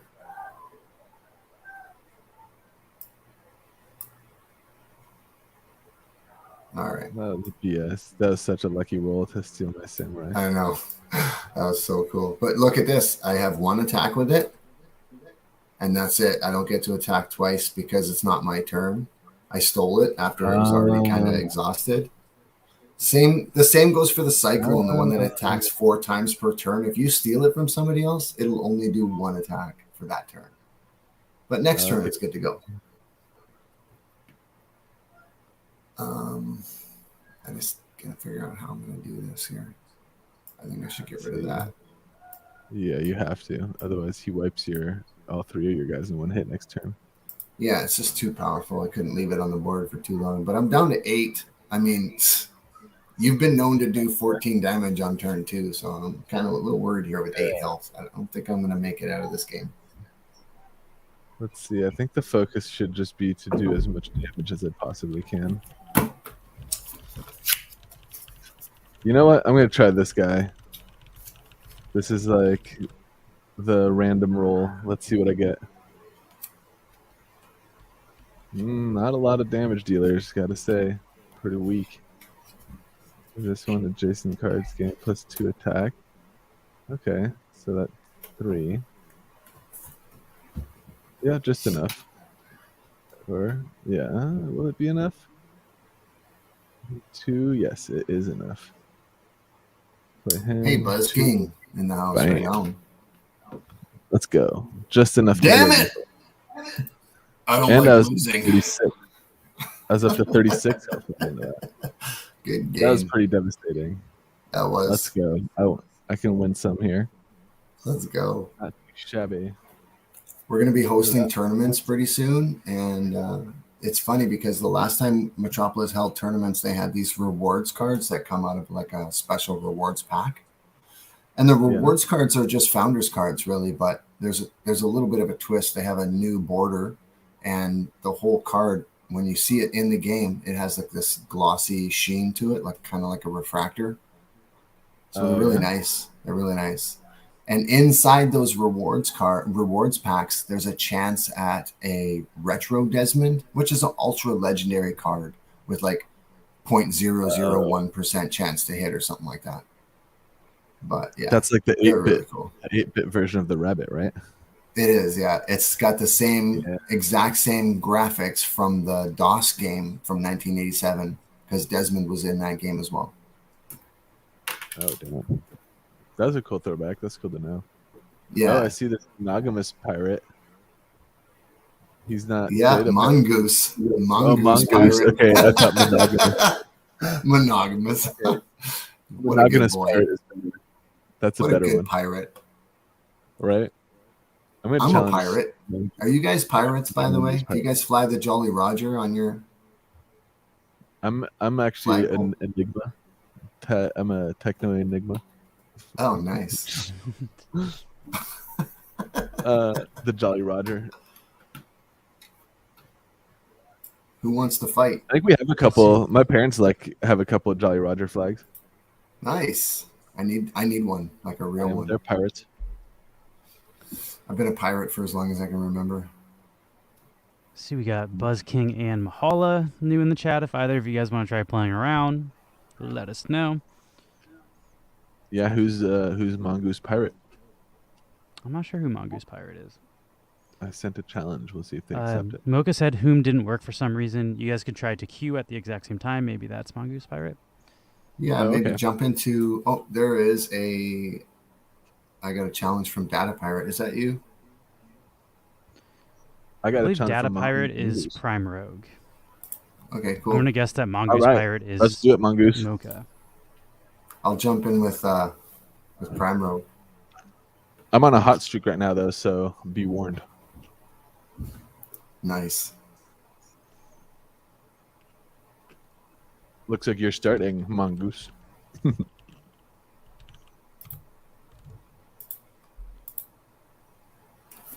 I'll send you another challenge, Pirate. I don't think that worked. Oh. Hey, Mongoose. Or wait, who's Mongoose? Actually, I think that's Mocha, but I'm not sure. I think it's Mocha, yeah.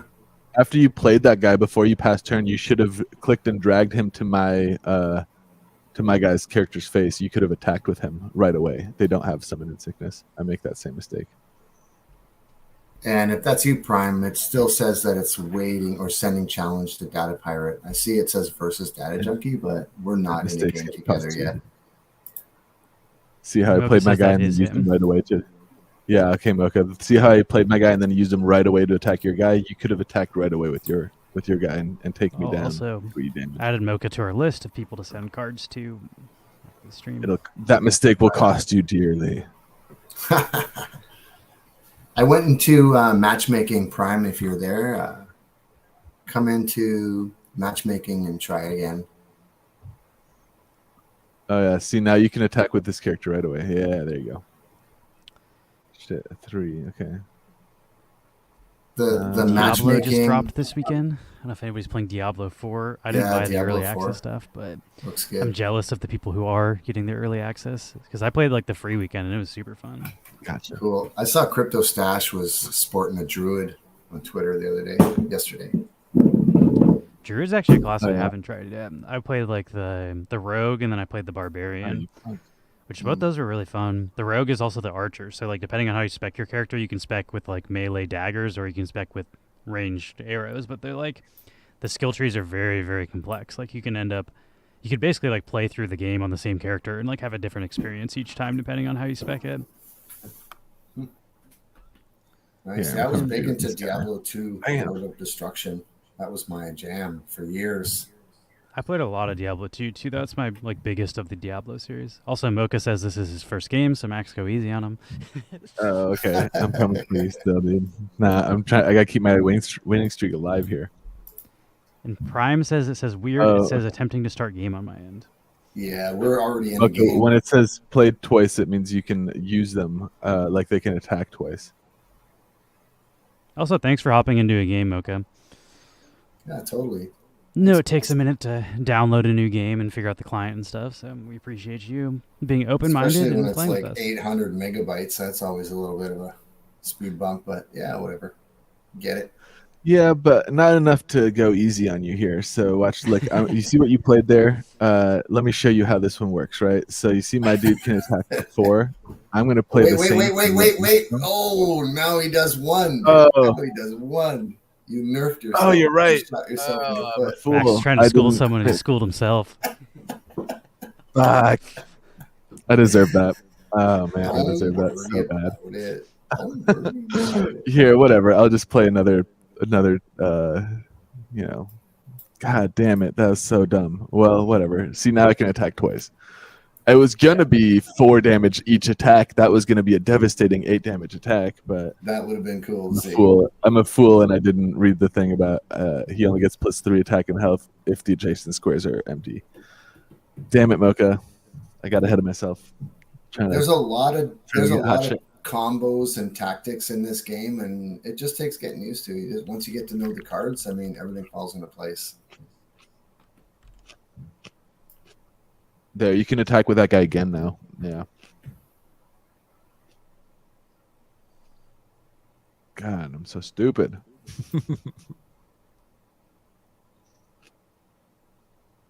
Let's see. What am I going to do here? Okay, check it out. I'll play this guy here, and now I can at least take down both of your dudes with him. Leaves me with 3. Ugh, weak. All right, I'm attacking you. This is how you attack the other player, by the way. You attack their face here, their avatar. Smack him right in the face. Damn, I don't really have good shit to play. I don't know if I want to play this stuff. I don't need that one. No, you know what? Fuck it. I'll play this. Smack you for one more. A little poke. All right. So I've been kind of bouncing this idea off of a bunch of people. Prime Rogue actually was one of the first people I told it to. And he's been super helpful in helping me define how this idea should pan out. But the idea generally is to get some streamers to participate in a weekly tournament, and there'll be 2 brackets. Up here there'll be the streamers, and then down here will be the viewers, and the streamers will face off until they get to the end. The viewers will face off until they get to the end, and then it'll be streamer versus viewer at the very end. But during the streamer battles, basically it's like a sub battle. So if you're playing another streamer and they lose, the idea is they have to raid your channel with all of their viewers, and then they go on to the next streamer battle where the loser has to raid the winning streamer's stream until the end, so that in the end, everybody will be watching the final battle. What do you guys think about that format? I think that's cool. I also think that's like, I like that. The way you kind of like kick off these games as far as like there's a game I play called Dead Drop, which is an NFT game, and like there's times where I can go in and there's like nobody playing. Like there'll be like 3 people online total, and you need like 20 to 30 people to make the game fun. That's so like, right. Yeah. That game really shines when they have like streamer hosted tournaments, which is what they do, because then when you queue up, it's like there's a ton of players and like it's all active. So like having a scheduled time where the community comes together makes games with like smaller player bases where you need other players to play competitively. Like that's really important to growing the community, because like if you know like, oh, like every week on Friday evening I'm gonna like set aside time to go play my tournament, like that like grows the community and grows the player base. It makes the game more functional. So I think that's a great idea. Definitely. Yeah. Hey Mocha, just a side note, you could use your 1 attack character here to attack your own character with 4 health, who then gains +2 damage. So you could play this guy, attack your own character to then have 3 damage, and then kill, one of my things here. Just a heads up. Yeah, depending on the time, I feel like Max and I'd probably be down. I'm into that. Out. Okay, cool. I was thinking about doing Fridays around this time too. So if you guys are already gaming on Fridays, it might be perfect for you. We're guys pretty available on Friday afternoons. But because it's such an international community, I'm just going to poll the audience and see what works best. But Friday afternoon, or Friday like mid afternoon or early evening, would be perfect for me too. I think that's good for Europe people too. Like it's a little bit late for people in Europe, but like because it's a Friday night, they might not have to wake up early on Saturday, so they can stay up a little bit later. Good point. So we normally do like, we're in Pacific time zone. I don't know what time zone you're in, but like it's now 5 o'clock for us. When we were doing frequent interviews, we had to do like 12 o'clock for our European guests, because that's like, if you're interviewing someone in 12 p.m. our time zone in UK, that's like 8 or 9 p.m. So like we kind of figured out that's like the sweet spot of like being able to have them in the evening without it being like way too late.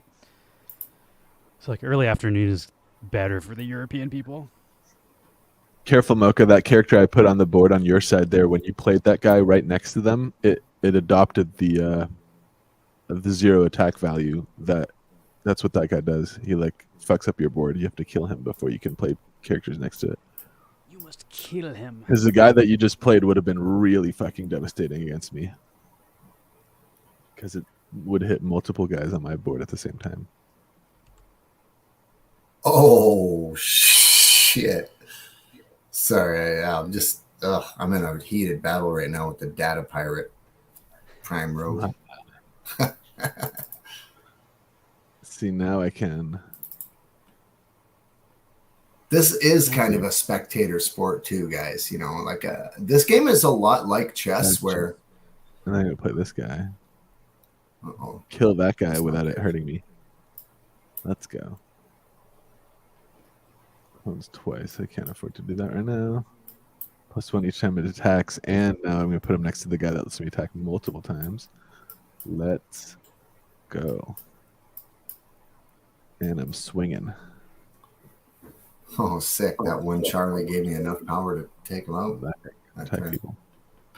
GG, Prime. I didn't even see that coming, but good game. Yeah, Prime, are you still working on a? Prime was talking about making like an anti-hype convention for Wax. Are you still doing that? Yeah. I think it's going to be with the Tour Station folks. It's going to be like hosted in Tour Station. But nice. I was actually kind of interested in that. I thought that was fun. What does that entail exactly? Thanks, Prime. GG's to you too, bud. Thanks for playing. Basically, just like a convention that focuses on like more community-driven projects and less like play-to-earn hype projects. Oh, nice. That's kind of why it's like the anti-hype, because it's like, no, like none of this stuff is going to make you money. Like this is just cool projects on Wax, which is like I'm in. The opposite of generally how people advertise stuff on Wax. So I thought it was like a fun idea to like get all the people interested in that stuff together rather than like try to cater to the play to earn ROI folks, which is kill this guy for you. What a lot of projects do. Kill this guy. You're helping him out, I see, eh? Game-driven projects, anti-shill, etc. Yeah, but I can only attack board guys with this guy anyway. I'll make some room for my viruses. Oh, I see. There we go. Yeah, fun-driven projects. That's what I'm into. I've had enough clicking. Same. There we go. Now my viruses are spreading on your board here. Again, you'll have to attack them. Oh, you suck. Jason. Okay, nice. Nicely done. I do still play the Mining Network game, but I just like it. You know, maybe I'm just a freak. I actually have fun playing the game because it's only like 5 minutes out of my day. But when I'm there for the 5 minutes, it's like, okay, what am I going to do? What's my strategy? Where am I on the leaderboard? Okay, good, done. And I'm happy. I'm happy playing it. I know it's a stupid Ponzi and it means nothing and it's going to zero, but I don't care. I don't care. I love the game. This is fun. Sometimes they're fun, and sometimes it's nice. Like I will say, like sometimes it's easier to do like the really easy, simple games like that than it is like if I have to grind my daily rewards. And like a game like Overwatch might take like 30, 45 minutes, but like something like Alien Worlds or one of those games is like, oh, I really only have to spend like 6 seconds on this. So it's like at a certain point, I do actually like if you're really trying to grind that sort of thing, it's like almost better to have it be that simple rather than have like a really crappy game where I have to play the crappy game to get the reward. It's like I'd rather have a fun game that's like time consuming, or like if it's going to be some sort of clicker Ponzi thing, like I don't want extra steps. Like make it as easy as possible for me to just like claim my rewards or whatever. Yeah, exactly. That's something I found myself like when Wax started trying to branch out of the token faucets 2 games. I was like, you're just making a worse token faucet. Like this is the same thing, but now it's less fun for me to claim the tokens. Like now I'm just playing a crappy Flash game to like claim the tokens that I used to be able to just click for it. I don't want to play your crappy Flash game. This is the thing I was telling you, Mocha. You played this guy last turn, right? So instead of playing him and attacking, I'm going to play him on my side, attack him with my own guy, which activates his leg. Pump it up. And now I can swing for lethal. Sorry for not going easy. That was savage. Although we did make it to 10 mana. It's like that was a 10-round match. Not bad. No big deal. First round ever, I feel like Mocha did pretty good. Yeah. There's definitely like a bunch of strategy. Like, this is not an easy game to like. There's a learning curve. A little bit. Yeah, definitely. You can play stuff on both sides of the board. It is. It's also pretty cool, like how just changing up like the layout of the board changes your ability to like, strategize. Like it's completely different strategy now that I'm like, oh, I can't. They're not all in a line. Like it'd definitely be interesting. And like, if part of the RNG is the board roll, like maybe they'll have tournaments on a specific board. Like this is this board tournament. Build your best deck for this tournament. But maybe they'll have tournaments where it's like you roll a dice on which board you're gonna get put on. So like you can't like you have to practice for all of them. You might have to have a different deck built for like each board, and then be able to play on all of them. And I think that could really like change the meta, I guess, because like certain decks, like I feel like when you're playing Magic, like certain decks are just better than other decks, and like there's the top tier decks that everybody tries to play with because they've already proven to be the best, but those decks might not work on a different board. So like having the different board options, I feel like will totally change up the meta, which is cool. Absolutely, and you should see some of the maps that Graham's working on right now. I know you saw some stuff in the past where it looked like a game board, right? It was a little bit more 3D and that was also like out. when we interviewed them the first time, which was like over a year ago at this point. So I'm sure new stuff will be posted. I mean, that's definitely still in the works, but Graham's working on a 1 versus 1 versus 1 versus 1 4-player multiplayer free-for-all map, which is going to be awesome. And there's also a 2 versus 2 co-op multiplayer map that he's working on right now. That sounds super cool. Yeah, I can't wait for that. Nice. Yeah, that's pretty sweet. I'm digging it. You want to rip open the pack and see what we pull to give away, or what are you thinking? Sure. Of this? Let's go. Let me figure out the easiest way Let to me, do this. I'm not logged into the. Let me switch back to my webcam. Do you have access to the Give.Neon wallet on that computer? Oh shit! I thought I switched back to my webcam. Max, I do. Oh wait. Do you want to open it? Like, sure. the Give.Neon's logged into the browser that I don't share my screen on intentionally, so it would take me some. I'd have to rebuild my scene. I'm too lazy to do that. In that case, let's see. Atomic Hub, I guess. Log in.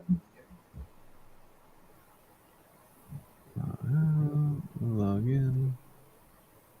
And I guess like whoever qualified for a card, it'll be like first come first serve of what you need as far as like if Prime Rogue's already building a set and like one's more useful.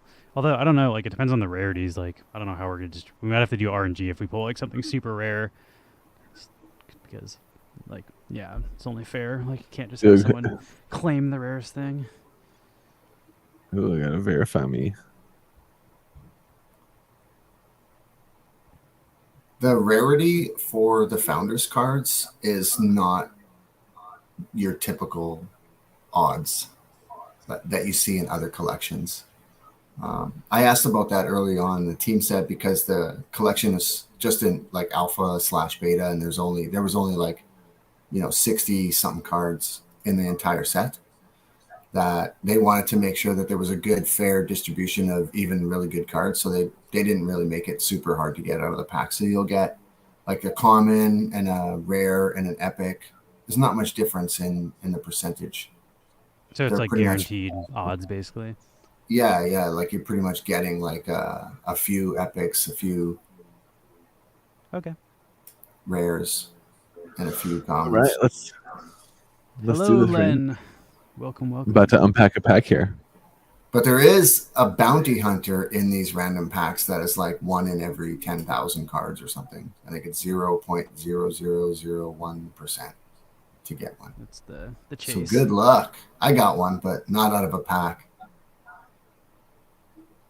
I found it on secondary. I couldn't believe somebody had one for sale. Scooped it. Seems like they're super rare just based on the odds. We also don't have audio. I assume there's some sort of audio here. But yeah, there's some audio. I guess maybe mine's fucked up possibly. Oh, that's okay.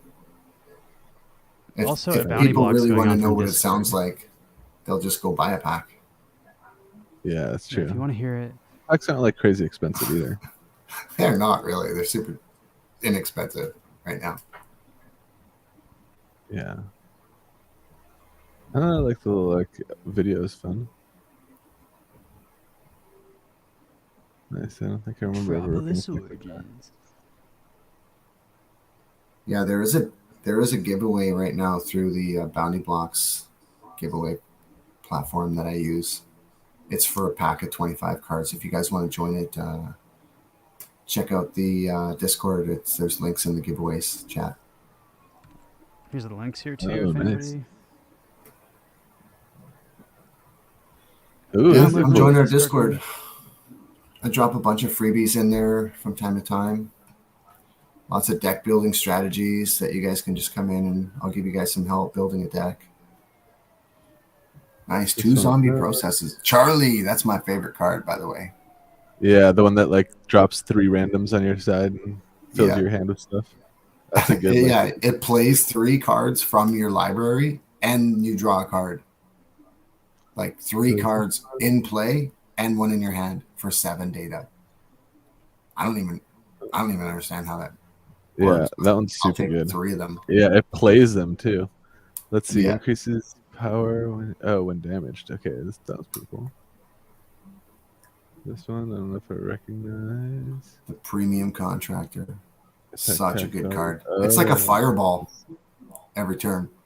She's the one that gets beefed up by the viruses. So it looks like we got This 5 guy's legendaries. That's nice. 30. And we got 2 of the mercenaries, so we can give one of the mercenaries to So I know too. who did I say gets prizes? We can give one of them to Prime Rogue and one of them to Mocha, maybe? Does that sound fair? So that way you guys get equal stuff for playing. If you guys have a list of the wax wallets that were eligible on the stream today, just give it to me after the stream and I'll make sure everybody on there gets a sticker. Right, we should have everybody's data. Then this way everybody can choose a personalized avatar in the game using that sticker. It'll unlock it in the settings. Cool. Good pack. That was a good pack. To target. This one. Oh, okay, nice. Yeah, this one is a bunch of. Oh, this one. Wait, I recognize her. Let's see. Mercenary. Legendary, right? Oh, this is one that just boosts your. We got a dupe of that one too. We got 2 of those. One's good. Copy bot, spree killer. That one's great. He keeps the influencer. That's a good card. Nice. Oh, and I can always check my inventory here. It looks like the rehab tech is the, at least aftermarket price, the highest of all the legendaries. This one? Rehab tech. Yeah. What is it selling for right now? Rehab tech. It's kind of like a time lock. Wax. That's why. Oh yeah, that's pretty good. That's like it was like half a wax a couple of weeks ago. I think somebody must have come in and just swept the floor because they know that Founders cards are now out of print. You can't get them anymore in the packs. You can only buy packs off secondary if somebody's selling them. Well, it's not that many. There's like 1,000 of that card total. Yeah. How much does he cost to play? Because that's a really good move. It's like 3, right? It's like super cheap too. Prime says send the cards to Mocha. I have hundreds. Okay, Prime, we'll send your prize to Mocha. We'll give Mocha like a better starting set. He does have hundreds. I can vouch for that. He is a total Metropolis Origins junkie, just like me. Nice. Yeah, that was pretty cool. I like the packs too. Like that opens for so many cards, and let's see how much. I can. Yeah, 25 cards in a pack. Packs like 250 card random packs, which just has 10 of these 25 packs inside. Oh, I see. Pack inside of a pack inside of a pack. A little bit of Inception game going on. Nice. Yeah, 45 wax for 25 cards. Not bad. It's like less than 1 wax for 2 cards. Should I open this other pack too, or should we wait for, or just? Maybe we can wait. We can do that after we give away these cards, and then we can like share the love for the next time we stream it. Yeah, and then there's the Pixagon Momos. Nice. Also some Priscilla Sunes. Awesome. 2-year anniversary Sune. That's cool too. Yeah, we have a bunch of stuff to give away if we want to do regular giveaways. Yeah, hell yeah. Also, I guess let us know, like CMski, if you want to play around, let us know. We're still open to do more rounds of Metropolis Origins. I'm down to play another round, yeah. I just got to help Paul do it. I'm helping Paul do it. We're doing a live stream if people want to watch later tonight of Paul's comedy. But that's YouTube, it's at like 9 o'clock. It'll be live on YouTube. It'll be like 9 o'clock Pacific. Right. Drive out there, bring the green screen and everything around 8. Get it all set up, ready to go live. Should be fun. Hey, they got 6,000 followers. That's pretty good. On YouTube, yeah, they have like 500,000 followers on like TikTok and Instagram and stuff. Wow, who's that? It's my husband, Paul. He's also like the He's 2D artist for our. Like he does all the artwork for he Neon does our Space. artwork. Cool. The 2D artwork, and then Max does the 3D, and then I do the music. This is Paul. Dope. A 3-year-old in Indiana shot 2 people after being able to easily access a gun. Okay, when they say prepare your children for school at an early age, this is not what they mean. A 3-year-old. That's what you can expect. There you go. Cool. So yeah, Paul does that every week, every Friday. They film like a week's. I think week's this is worth from of news us. and then post it to TikTok. Oh yeah. This is from us, right? Athletic play-by-play announcer Glenn Coopier was let go by NBC Sports California after he uttered a racial slur during the game. Or is that something different? But, to be fair, he was talking about America's favorite pastime, racism. Oakland's I thought that was gonna be the black cock thing we played on air that we showed to Paul. Yeah. Yeah. So those jokes there's a live. Basically, they get written, throughout the week, and then on Friday they all get filmed, and then cut up and posted to the social media sites where they have these massive followings. But tonight, it's going to be a live stream of the recording of those. Should be fun. Cool. It's not just the recording of those headlines. It's also like a show we're trying to put together. Invited a few comedian people to join in and do some sketch improv stuff. I think. I don't know. We'll see. I'll be running tech for that though. It's basically kind of like the Onion, I guess, ish, or I don't know. It's like making fun of headlines and stuff. It's not quite the Onion because they're real headlines. Yeah. It's like what's that called? It's like monologues. It's like a late night monologue jokes. Honestly, what it is it's just fucking the Daily Update or whatever from SNL. It's just that. Yeah, basically, yeah. It's like Weekend Update. Weekend Update. It's like that, but independent, made by independent comedians, not by some massive conglomerate. Exactly, and they've been doing that shit. I can't even watch the real news anymore, dude. It's just so beyond what I'm interested in these days. Yeah. It's crazy to me that watching seeing the comments on the stuff that Paul posts. It's crazy to me how quite a few people don't really understand the format is it's a real headline and then a joke about the headline, because so many people just will argue in the comments about if I don't know, it's wild. People don't get it, it's a joke, and then some people don't get that it's half of this is actually real. Honestly, that probably does better for the views. The more comments you get on your shit, the more the algorithm pumps it up. So if people are arguing in your chat, that's great for discovery. Oh yeah, this is something Paul does is they'll mispronounce words or the names of people that they're talking about intentionally, so that people will engage in the chat and be like, "That's actually not how you say that," or something like that, and that you get way more views that way. This is really weird. Yeah, I'm gonna start making a lot more mistakes now. This is the Metropolis. EA Nike collab I'm showing off here. You can see my screen, right? Yeah. Metropolis Originals. EA and Nike are combining to do some sort of swoosh NFT. EA Sports. Which honestly, I have no interest in collecting EA stuff. But the interesting thing here is what their CEO said. He said, NFTs and blockchain is the future of the gaming industry. Despite the chances and initiative success, this is by far is one of the best and relevant collabs in the Web3 space. He says, in the context of games we create, this sentence doesn't make sense, and the live services that we offer, collectible digital content is going to play a meaningful part in the future. Wilson added, it's still early to tell, but I think we're in a really good position. We should expect us to kind of think more innovatively and creatively about that on a go-forward basis. That means absolutely fucking nothing. That's the most nonsense sentence I've ever heard. It's something might happen in the future. But I don't know. That's pretty great corporate speak for we don't know what the fuck we're doing. Yeah, that's right. We think we're going to enter the Web3 space, but we might not, and we're not going to say anything definitively. That's basically what that said. Yeah. I used to love playing NHL 97. It's just nonstop on the Super Nintendo. Oh, yeah. I was into what was it? Sports. It's in the game. It's just every day.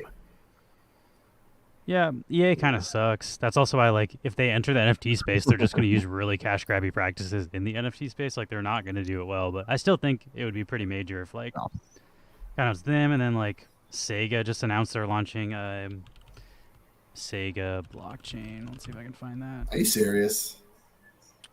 Yeah, Sega is building with Double Jump Tokyo. They're building it's a game that's really big in Japan, but nobody in America is probably familiar with it. the Sengokushi Tyson series, Okay. which is like Hard to pronounce, but I looked I'll it up. It take actually looks really friggin' cool, but it's like a This is the trading card games game Sega's mixed pumping with a. Yeah, they're gonna make an NFT version. It makes sense because if you look, it's a trading card. It's like a card-based strategy game. So like if you look at how people play it, they put the cards down on this table, and then when you put the card down, an army spawns with the cards that you have. So you'll be like oh, this is my horse infantry. This is like this infantry, and you play them on the thing. But it makes sense that like because it's a card game, those cards can just be digital NFTs. Is this a new But Yeah, this game looks this is super huge in dope. Japan. It's Like just nobody in America is aware of this game. So like this is not big news it's like for us in America. there's like arcade halls full of 戦国大戦はカードを、使いまして Oh my god, yes, give it to me. I need this.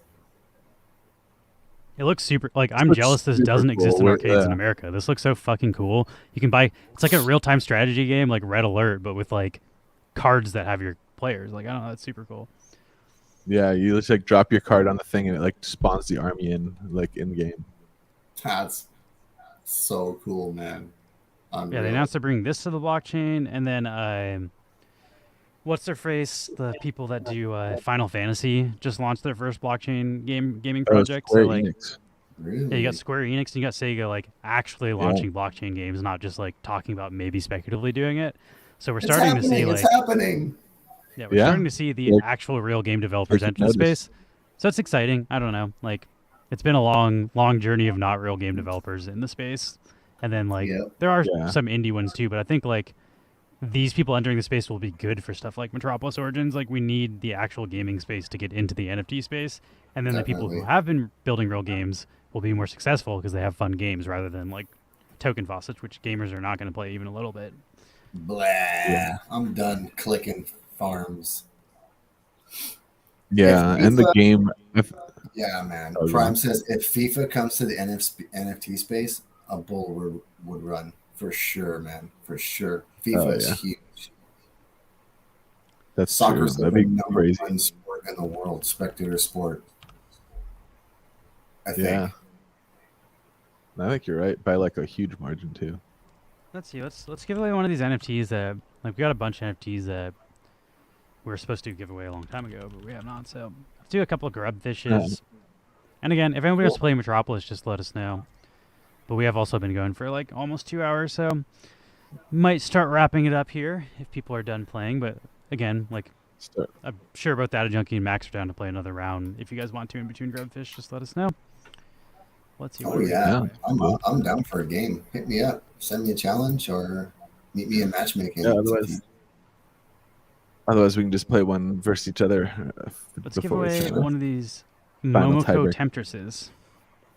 This is from the Pixigon nice, collection. yeah. I believe this allows you to play with the character Momoko Temptress in one of the games. Like this is a Yeah, it's an skin. in-game And skin, Pixigon is yeah. another non-play to earn. Just you own the assets, and it's a fun game. It's like there's multiple games built within it. It's like a mobile console, but then they have like a platformer. Then they have like an RPG, kind of like Pokemon style game, and they have a Nice. couple different ones. So we're definitely a fan of this project. They're also like pretty reasonably priced. Like I think you can buy most of the games for like $5 to $10. So like I don't know. They're not cash grabbing. They're building real games. The product exists before they're selling anything. Like if you buy an NFT, you can go play with it in the game. It's not like they're kickstarting something. They're selling you a product. So we're That's big fans of important them to here. me. I like their artwork actually. The little 8-bit graphics, the little pixelated card spinning. I like it. Looks I good. think a lot of that is a collab between John from Token Girls, I think is Okay. the like 8-bit artist, and then Lude Momoko does his artist is here. He also does kind of like retro, but it's not quite as 8-bit. What is your favorite collection of NFTs? That's a hard question. Like art It is or gaming or utility. favorite overall. I mean, if I had to answer really quick, I'd say like Garbage Pail Kids because it has art. that I really appreciate, and the nostalgia just blows me away. And I really enjoy collecting the original Series 1 cards. But Yeah. if I didn't want to pick like a big brand like that, I'd say for sure it's got to be like for artwork. I mean, well, there's Byron's art set, which is just dope, right? But then Ultra Horrors, man. Ultra Horrors is like Ultra Horrors. Yeah, that was what I was thinking too when you were saying that was that. awesome. Such a good collection. I got a few full sets of the guest collection. I think the Alien Horrors I got the full set of. Nice. I like the Ultra Horrors too. Also, their collecting experience was really great. Yeah, they have really good set collection rewards and stuff, which is you need that in this industry. You have to be rewarding people who are collecting your set. There's no way. We learned a lot about our collection from them. Like our set bonuses were 100% stolen from Ultra Rare because they know what they're doing. Cool.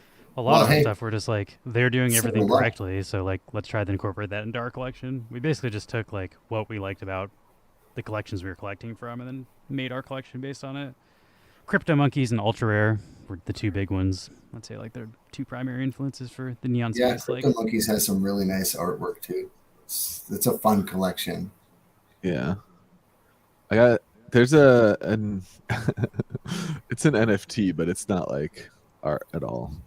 But I really like I've been testing it out over on Gains Network, which is like a perpetual marketplace. Runs on like Matic or Arbitrum, those two EVM blockchains, and it's basically you can trade like stocks or forex or crypto, like long or short positions against a pool of DAI stablecoins, and the DAI stablecoins you can participate in just supplying liquidity to that pool that people are using to trade against. Mm-hmm. So as traders lose, like if you make a trade that's a loss, then the pool makes that as a win. And generally speaking, that pool is making like 6%, 5% or something APY in your stablecoin. And then they have this whole they use the NFTs where like I put my like DAI down and I said, okay, lock this for 6 months, and then it gave me an NFT that it gave me my it's like basically a bond that will now mature 6 months from now, and it's been doing about 6 months. By burning the NFT? 6.8. Yeah, it's just you just get the NFT and then you can withdraw using the NFT once it's matured and get your DAI back. And I think I put in 500 DAI and it's now 538 6 months later, which is like like almost 7%. Like not bad at all. Yeah, that's pretty good. And that's a cool use of NFTs too, where it's like, oh yeah, NFTs that are basically time locked bonds that are maturing but could still be traded between wallets because they are themselves NFTs. That's a great utility to have. A similar not fun answer to Garbage Pail Kids, but I honestly have the most fun collecting Funko stuff on Wax currently. That was my next just one too. Just because they have so many good IPs and so many drops that I usually collect them after the redeemables drop, so you can just get the digitals for way cheap. But I pretty consistently scoop full Funko digital sets after the redeem day, where they're like $4 or $5 just to collect them all, and I have fun doing that. This one already dropped? Did the Adventure Time already drop? No, it's this Tuesday, but they just showed the redeemables just came out, and they're like, I think this is the best looking redeemable set that's ever come out on Wax personally. And I'm not even that big of an Adventure Time fan. I just think all of the characters are sick. Like Finn the Human as an old man is one. Old Finn, and then I don't even know this character, but this just looks cool. Gold. It's like he's got 4 yellow eyes, then a long tongue coming out. Who's that? Marceline's dad? Oh, Lady Rainicorn? That one's fucking dope. Yeah, I recognize Lady Rainicorn, and I like how it's in a rainbow swirl. And this guy, I've never even seen. This is the one I like. If I can get one, I'm getting this one. I think he looks so cool. Peppermint Butler. Oh, Peppermint Butler. Yeah, you never seen him? He's great. I don't really watch the show. I'm just that's what I'm saying. These just look cool from an arts. As somebody who's not even a fan of the property, I think they look cool as just pieces of art. I would put this on my shelf even though I don't watch the show. And then Funko's so good for Wax, so good. How many? They must have a dozen or more collections already on Wax. It's probably more. Yeah, they do one. At least I think like one a month or one every other week. It's like bi-weekly they do drops, or like once a month. Almost all of them have sold out too within like the first day or a few hours. All of them except yeah. Which ones DC didn't? Series 2. DC Series 2 didn't sell out. That's the one where they had like over 100,000 packs. They way fucked up the supply of that one. I think Game of Thrones also didn't sell out right away. If it did, I think they actually just closed the sale. I don't think that one sold out. Hey, this finally works. This never works, but yeah. And then the set bonus is him like with a Jake the dog like jumper romper on, and then he's like ripped too, which is kind of weird. Like I didn't realize Freddie Franco is like a fucking bodybuilder. That man is ripped. He's ripped as hell. Damn, that's a really cool Freddie Funko too, though. Dude, Like that's I also really like this. Like I didn't. His name is Randy Butternubs, I guess, but that's Jake the dog, right? Oh yeah, that's him. It's him at like a masquerade party where they're pretending to be different people in the episode. It's like a murder mystery. Yeah, it's his alter ego. That's fucking goddamn, dude. I'm really excited for this. I almost want to like buy some packs and try to get some of these redeemables before I feel like they you fucking. should. Like I normally, mean, what you're I do a huge is fan of Adventure Time. This is like I really like Adventure Time. I don't know. For me, there's not been a lot of IPs on Wax or on Funko that I actually care enough about to go buy. But like when the Iron Maiden dropped, I was buying packs. Like I bought enough packs and I completed the full royalty set just because I like Iron Maiden. Like if they pick a property that is like, it's like this is made for you. Like if you're gonna collect shit on Wax, this is the one for you. I think that's probably why I'm so addicted to Garbage Pail Kids, because like when I was a kid, I had those stickers all over my dresser that was like a hand-me-down from my big brother who collected Garbage Pail Kids. So it's like every day I just wake up and I would see like Atom Bomb and Nasty Nick and Nervous Rex smoking his cigarettes and stuff. It was just hilarious for me. So when I saw that dropping on Wax, I was like, yeah, that's my favorite collection for sure. It's actually like one of the first collections I got into. Not surprising. Yeah. Buzz King wants to know what your top 3 favorite Metropolis cards are. I like, I did like Charlie. I liked Revive because that's a sick combo. Which one's Charlie? Charlie's the 7 data that plays 3 cards. Oh yeah, that one's great. Draw one. Yeah. But I think Premium draw Contractor. Two? Is it? Like it's play 3, draw Contractor. 2, right? What? Sorry, what? It's play 3, draw 2, right? It plays 3 cards and adds 1 to your hand. Oh, I thought it added 2. Look at all these backpacks. People are decking out their grubs. I love it. Yeah. I had no idea Grubfish was so popular on Twitch streams, man. Everybody's running Grubfish games. Shout out to Puzzled Puzzler. Congrats, you just won. Puzzled Puzzler, he won 100 wax the other day from one of our Grubfish games. Oh, nice. Which I did finally send out, so put a little memo in there where I was like, sorry, this is so late. I think they mod for Consumer Break. They do a lot of like promoting of like NFTopia and stuff too, so glad to see someone that's active in the space winning some stuff. Yeah, he's a good guy. I got another free NFT to drop here. Where should I drop it for you guys? Ooh, I mean, you can put it in the chat. You could put it, if you just want to send it to our wall, we can give it away eventually. I'm going to give away a Sune next, and then we can give away a third NFT. Sune is sent this us a the bunch anniversary? Yeah, she sent us a bunch of Anniversary Sune? these. And the anniversary happened a minute ago, so I feel like we should give these away. So our next giveaway will be for this 2-year anniversary Common Sune, which is made by Priscilla, who is a friend of Neon Space. She really helped get us into like physical manufacturing. Like our stickers are manufactured by the website that she sent me, so we really wouldn't be able to do most of our physical stuff without her like advising. So we really appreciate Priscilla, and we think she makes great art. And she goes to like conventions and she onboards real people to wax. Like she goes and finds people that are interested in buying collectibles in real life, and then she gives them free NFTs versions of the artwork. She's like, oh, buy the sticker, and then you get a NFT version of the sticker with it, and then people sign up for wax wallets and stuff. So she's actually like out there onboarding people to wax and does great things for the network. So yeah, for real. That's good. We need more ambassadors like that. Also, I used AI to extend her artwork the other day, and it looked really cool. So exclamation point play if you'd like to try to win the 2-year anniversary Common Sune. They're also stakeable in Wombat Dungeon if you're into that sort of thing. Although it's definitely an art collection. It's not a gaming collection.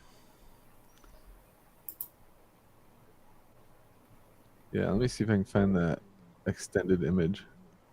My friggin' money will not show up in this marketplace, and it's pissing me off. I sold this stuff last night at like 2 in the morning, and it's now 5 p.m. the next day, and the money hasn't showed up yet. Like, where's my money? Pending transaction amount $15. How am I supposed to buy these skins if friggin' I'm trying to complete a set in this game, and I basically just selling stuff to buy more stuff, but like the money is just tied up, so I can't buy the new stuff. But I want to get these shoulders and this helm. I already have you can see my collection. I already have the chest and the legs, so now I need the shoulders, the gloves, and the helm, and I have a full set. Oh, is that big time, right? Yeah, this is big time. Damn, So we're going to you play guys today, have but I think we're some not sort of going to mind. since we've been streaming for so long already. Next That week is a we'll try to cool do game, time. man. I want to get that. I have it downloaded and I have a pass. I think a Ruby pass. Oh, nice. I- If you join us I gotta next get week, it. we'll probably, assuming your Down. tournament I'm isn't down. happening, it's around the same time. You can play with 6 players cooperatively, so we can start a group and do some dungeons.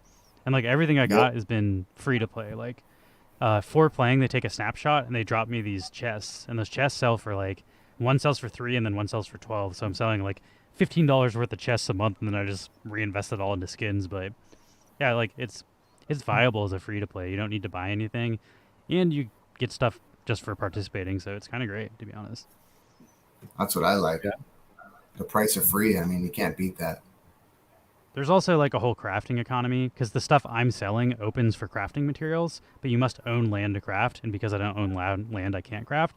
So I'm sort of just like, it's like a weird ecosystem where I'm selling my crafting supplies to the people who craft the stuff, and then I'm buying it back from them on the aftermarket because they craft the things that I'm buying on the aftermarket. So it's like, I don't Yeah. know.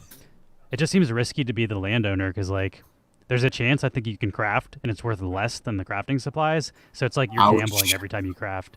And like, I don't know. Brutal. It just seems way safer to be free to play. Like I have no risk involved and I'm still getting the cosmetics. They have a bunch of risk involved to get the cosmetics. So it's like maybe if you really like the degen gambling side of it, you should buy land. But I would actually recommend most people just try to stick to free to play because it just seems more dangerous and risky to get the land and try to do the crafting economy. Sometimes to get the fruit, you got to go out on a limb. Also, if you really like the game, I mean, like if you want to be able to craft the rarest cosmetics in the game, I will never craft I'll never get a legendary cosmetic. I'm buying the common cosmetics. Like you get an RNG chance when you craft the cosmetic to get the really good one. So like if that's something you're interested in, that's a way better route than spending thousands of dollars on the aftermarket. So it actually does make sense if you're trying to chase the rare stuff. But yeah, I don't know. I've been in too many games where the land didn't pan out and like buying the expensive stuff. Like then you feel like you have to make your money back. If the land costs $150, that's no longer a casual game. That's an investment. I need to make that money back. Then I'm grinding the game to make my money back. And if I stop liking the game, I force myself to play the game just to get my money back. And like I don't want to get into this thing where like I'm forcing myself to have to grind to make money because it's an investment. Right now, if I decide big time frustrates me and I'm not having fun playing it, I can stop and I lose nothing because I didn't invest in it. So like just a lot easier to like cut and run if you're not like, investing hundreds of dollars. That's when it turns from. That's when it turns from passive income to passive aggressive income. Yes, exactly. We've learned that the hard way through Wax. So like, because I've had a 2-year learning curve on Wax, getting screwed over and over on these really expensive speculative gaming items. Now I know, like, okay, maybe be the free-to-play guy. Don't be the guy who's buying the most expensive crap that's going to be worth 10% of what it's worth in, like, 6 months. I've gotten pretty good at not getting screwed so much anymore, which is kind of fun. You get used to it after a while. Yeah, you get better at sussing it out. I'm less excitable about jumping into new things, though, so I do also miss, big opportunities, I suppose, but for the most part, I'm not, like, getting wrecked. I just don't know. The whole like play to earn, you're gonna make enough money to like pay your rent doesn't make any sense. Like that was like a realistic mindset 2 years ago in Wax, and that's just like I don't know. True. Like professional gamers can play games professionally, but that's a very like the top 0.01% of people playing a game. That's not most people. Most people spend money and don't make it back on games, and that's how gaming will still exist with NFT games. In my opinion, it's just some people will do really well. And if you're really good at competing, then maybe you can win tournaments and stuff, which will have financial gain. But like, That or you have to be lucky, because like pack opening is just luck. So it really is just gambling, a little bit of gambling mixed with a little bit of like, if you're skilled in some games, you get incentive for it. But I do think like the idea that everybody earns while playing, that doesn't, like, where does the money come from? The money has to come from somewhere. And if the money is coming from the people playing, someone has to be losing money for you to be making money. Like, it's just logically, everybody can't be making money. That doesn't make sense. The money has to come from somewhere. So, It comes from the money. This idea that everybody can earn in a play to earn is just like not a logical. And I think everybody's figuring it out like too little too late, like 2 years into it, which is why stuff like Metropolis Origins probably actually did a really good smart thing by not trying to make like a Ponzi play to earn, because like that shit's not sustainable. And I don't know, it fractures communities. Everybody ditches the project immediately when they stop earning, because that's the only reason they were in it in the first place. So like, I don't know, you're attracting the wrong people to your project, and then you're going to fracture the fuck out of your community the second it becomes less profitable. Yeah, exactly. Click, click, click, click, click. All right, let's do this giveaway. Last call, exclamation point play. Well. This is for the 2-year anniversary common Sune. Let's go. Oh, I didn't enter. I want to show off my backpack. I will not be able to win the prize. I just want to show you my backpack. So if I win, it goes to second place. Here we go. I'm the only one with the uncommon backpack. Everybody else has the rare backpack or the common. I personally like my uncommon backpack because it's got pink goose in it, and then my trail is pink. So it looks like, oh no, I died. Like, it looks like I'm filling up my trail and shooting it out of my backpack, which I really like. Yeah, your backpack looks really good. I was checking out the last stream we were on. You were showing it off. I also They're like that too. expensive too. It's like not, mine isn't the most rare one, but I would rather wear mine than the rare ones. And that's just like I feel like I'm personalizing my character, which is like the whole point of all these cosmetics. It's like you express yourself digitally through like assets you own. So like pretty perfect use case for NFTs. And the fact that like part of owning this stuff is the digital flex. Like the reason you want this stuff is to show people your digital Lambo. So having a thing built into a streaming game where people are watching this, everybody gets to see your cool NFT. Like it's a very good use case for NFTs, like publicly displaying, and you get to kind of like personalize and customize your guys. So I'm a big fan of the redfish stuff. Mahala, congrats.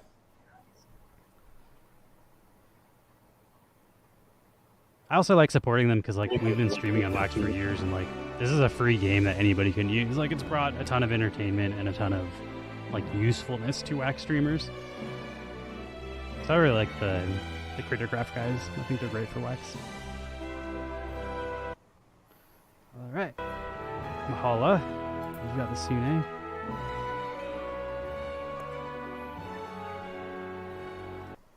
Maybe let's do one more giveaway for the for a Metropolis. Congrats, man. Congrats. Giveaway of some sort.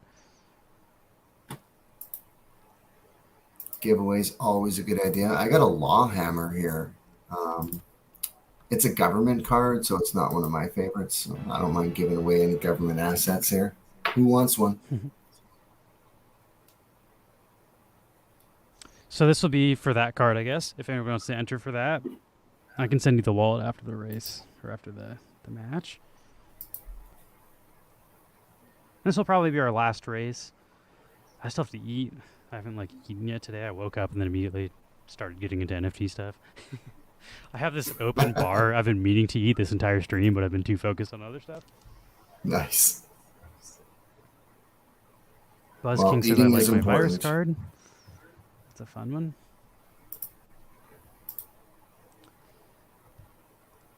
Now we won't be streaming again until Tuesday, but if anyone wants to hang out this weekend, like I'll still be doing NFT stuff all weekend. And this is a link, to our Discord if anyone wants to hang out. I believe we're also a little bit behind on sending prizes. Like I still owe GB Australia some wax, so I haven't forgot about you. And we will send those. Same with Natha CGA. You guys won a giveaway the other day, but I'll probably send that after the stream at some point today. Win mobile app. Are you talking about for Crittercraft? Or for Metropolis? Or for Metropolis. I'd be all about a mobile Metropolis. Mobile app would be great. I do have it installed on my Android device, but the servers are down, so I can't really play anybody except for AI. But I can tell you this, it works really good, and it's not that bad. It's not bad at all for a mobile game. It works good. That's great. That'll definitely like That is expand awesome. the potential audience a ton too. Like, I unfortunately have been learning from doing this stuff forever that like mobile is so essential for onboarding new folks. But like, I as someone who's been playing PC games my entire life hate it because I'm like, you shouldn't have to dumb down your game for mobile to like sell it. But that's sort of what everybody has to do. But I don't know. I'm a PC gamer for life. PC gamer. I launch my games in Steam, not in friggin' my phone. The only games I play on my mobile are NFT games, like exclusively. I don't play any games on my phone that aren't blockchain related.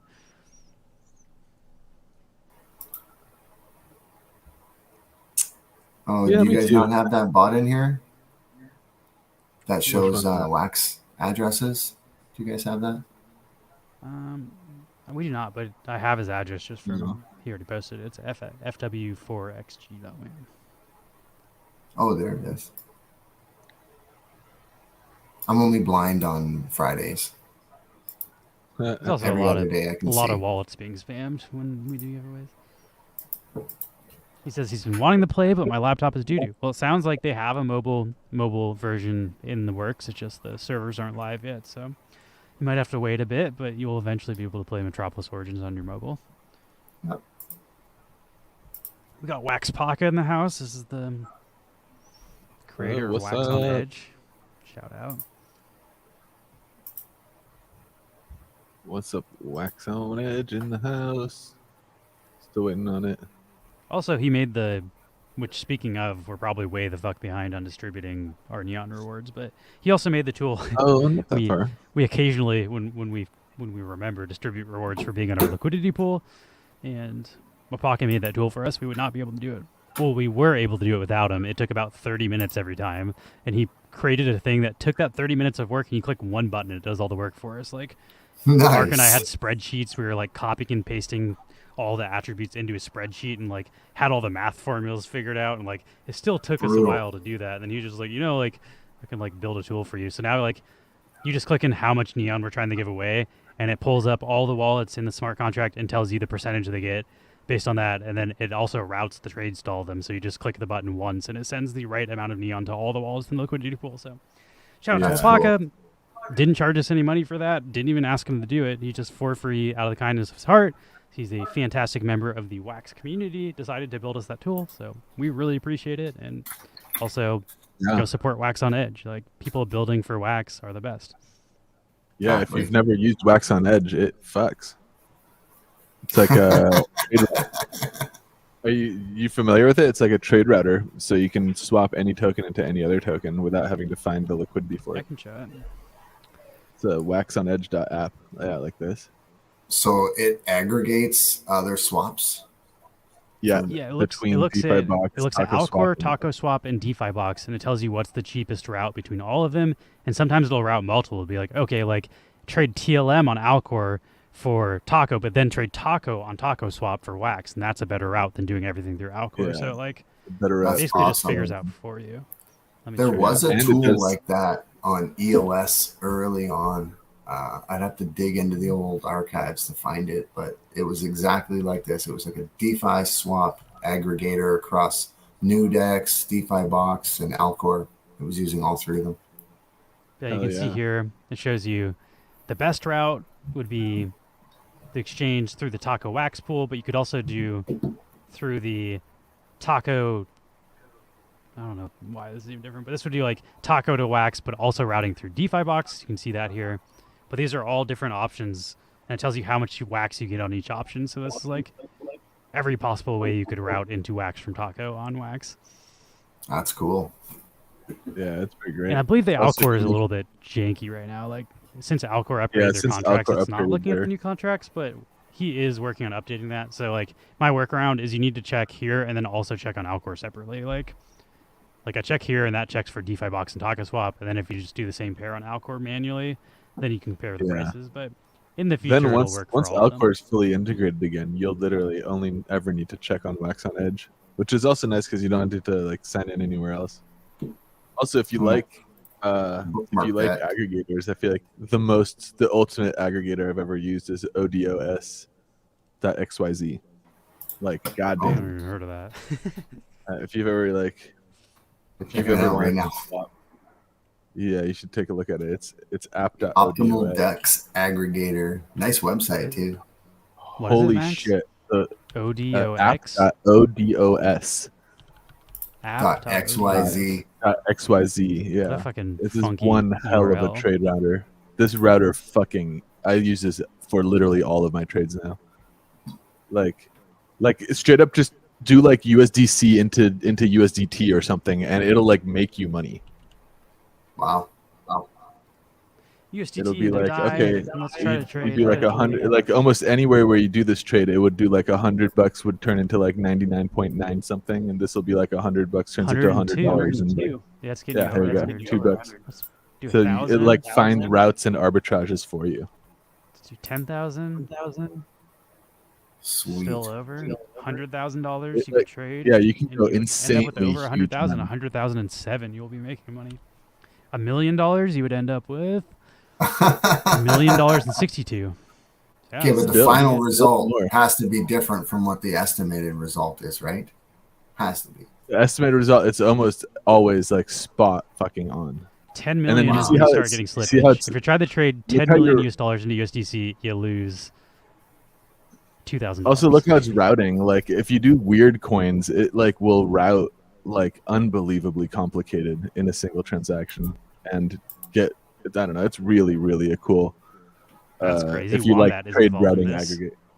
If you're trading $1 million of USDC into DAI, Wombat is somehow involved in this trade. Look at that. Yeah, because it finds whatever path is the best liquidity. So, and then it works on all those different blockchains. Like you were looking on Ethereum, but you could swap it to like tons of different chains, and it just really, really cool trade routing. That's what this space needs is more infrastructure like this, more foundations and tools that everybody can use and not get raked over the coals using them, you know? Yeah. I've had Alcor route me like through arbitrage when I set Alcor swap to be like 3 jumps instead of the default 2. Mm-hmm. I had one where it was like, I think I traded like, I don't know, for example, let's say I traded like USDT into Wax, and what happened was like USDT into TLM, and then TLM into Wax on the 0.5% pool, and then TLM into Wax back into TLM on the 0.3% pool, and then I got the Wax on the other end. So it like went through the 0.3 and the 0.5% pool and gave me an arbitrage in the trade. That was cool to see.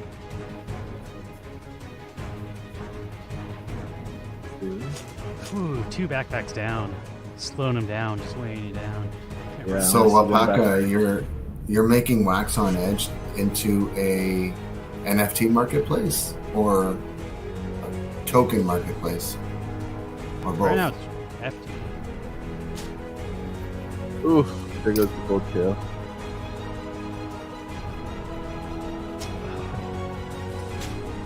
What is it? TV versus Marcelinek. Who will come Oh, out? Marcelink. Nice moves. Decided to spin. Oh! Oh! Whoa. There you go. Marcelinek just barely pulling it off. Congrats.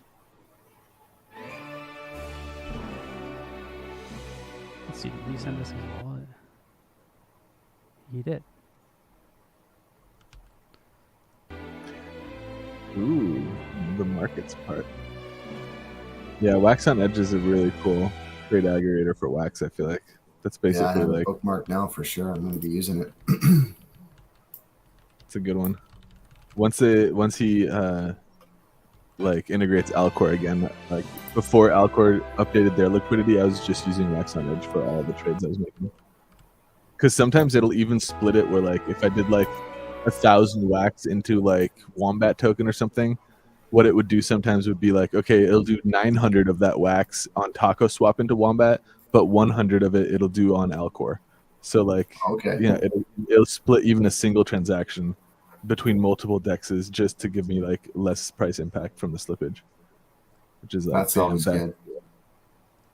Yeah. Let's see. Great. I also definitely. DM'd you Marcelnik's address if you wanted it for that last one. I don't know if you're giving away a. We can also send him one of the cards from our packs, whatever works. Yeah, But I'll send him something. I'll send him before something we nice. wrap up here, I want to show off. I Alright. recorded a bass video last night. That was kind of fun. Trying a new bass technique where my hands are too small to play the riff I was trying to play. So I'm fretting the lowest bass string with my left thumb, which is generally not how you play the bass, but here, I'll show that. Yeah,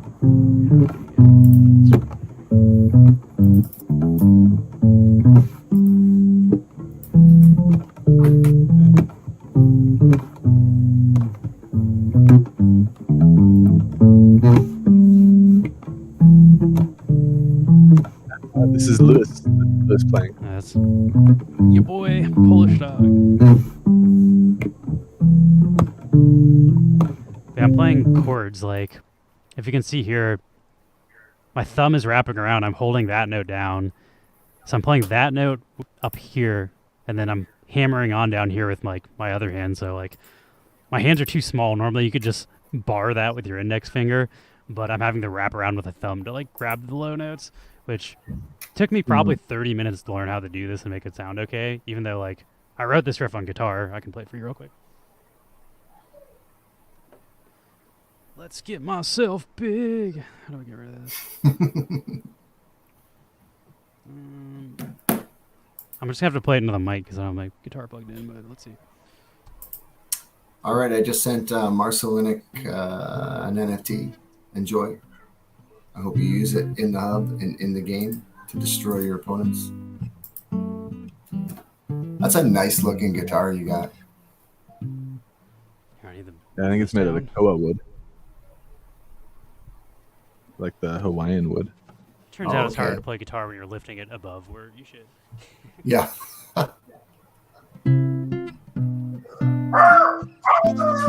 Oh, Mars, put it show.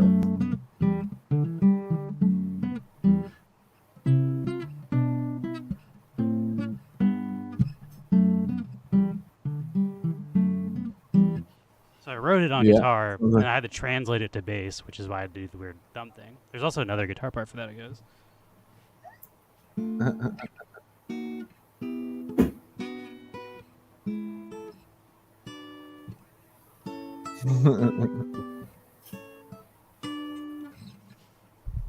Probably work better if I plug my guitar into all this audio equipment I had, but why not?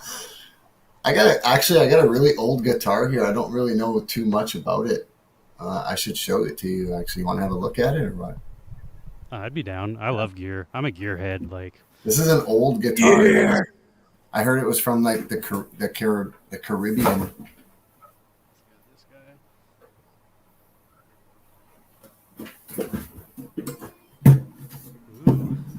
Alright. Oh, I don't know It's if you can see disappearing this into the one. green Yeah. screen. That's super interesting. It has like red with like metal I know. on it. It does have metal strips. It's like that, like the border on like an old diner table or It's something. interesting. It's definitely Oh. not usual for guitar design. Totally not That usual. is How do we get cool. it? That's There it is. weird. Oh that yeah, cool? damn, that's wild. That is Generally, cool, metal is reserved for like resonator guitars. Like, it's used for like slide guitars and like lap steel kind of stuff. Yeah, it says Harmony Caribbean. Huh. I wonder, Harmony's like I a got it off a Move Job. brand like a outside of the move- Caribbean, but I used to I be also a like the mover. color too. Like the red looks really nice. That's a fucking cool. Yeah, the instrument. red. Yeah, that looks Yeah, really that's pretty cool. dope. Very Yeah, nice. Harmony is like used to be like kind of like a Sears brand. Harmony was like Silvertone-esque. It was like lower grade, but I think Eastwood might still make Harmony guitars. Let me check. Now we're going way off the rails. We shouldn't get me into music stuff. Eastwood like recreates. I think it's actually Canadian. It's a Canadian guitar company, but they recreate old vintage guitars that were discontinued.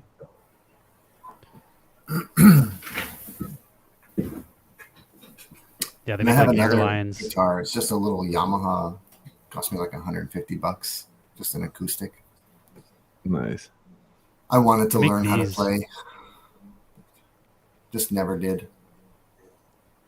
And these are like a recreation of Jack White's guitar that are super expensive. Like, I don't know if you've seen Jack White's red and he has like a red and white plastic guitar. And they're like, the crazy thing is these guitars were like, these were sold in like department stores and they were not considered professional instruments. Like these were like your children's starter guitar in Sears.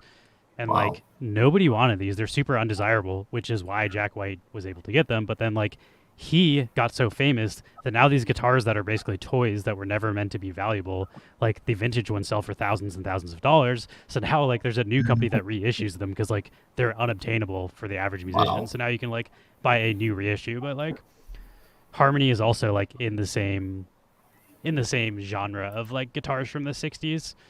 So like this company might make something like that. I think this company is from also, let's see. I think they're from Canada. I'm not positive about that though. How do I see where your company is from? I've wanted guitars from this company for a very long time though. They make super cool guitars.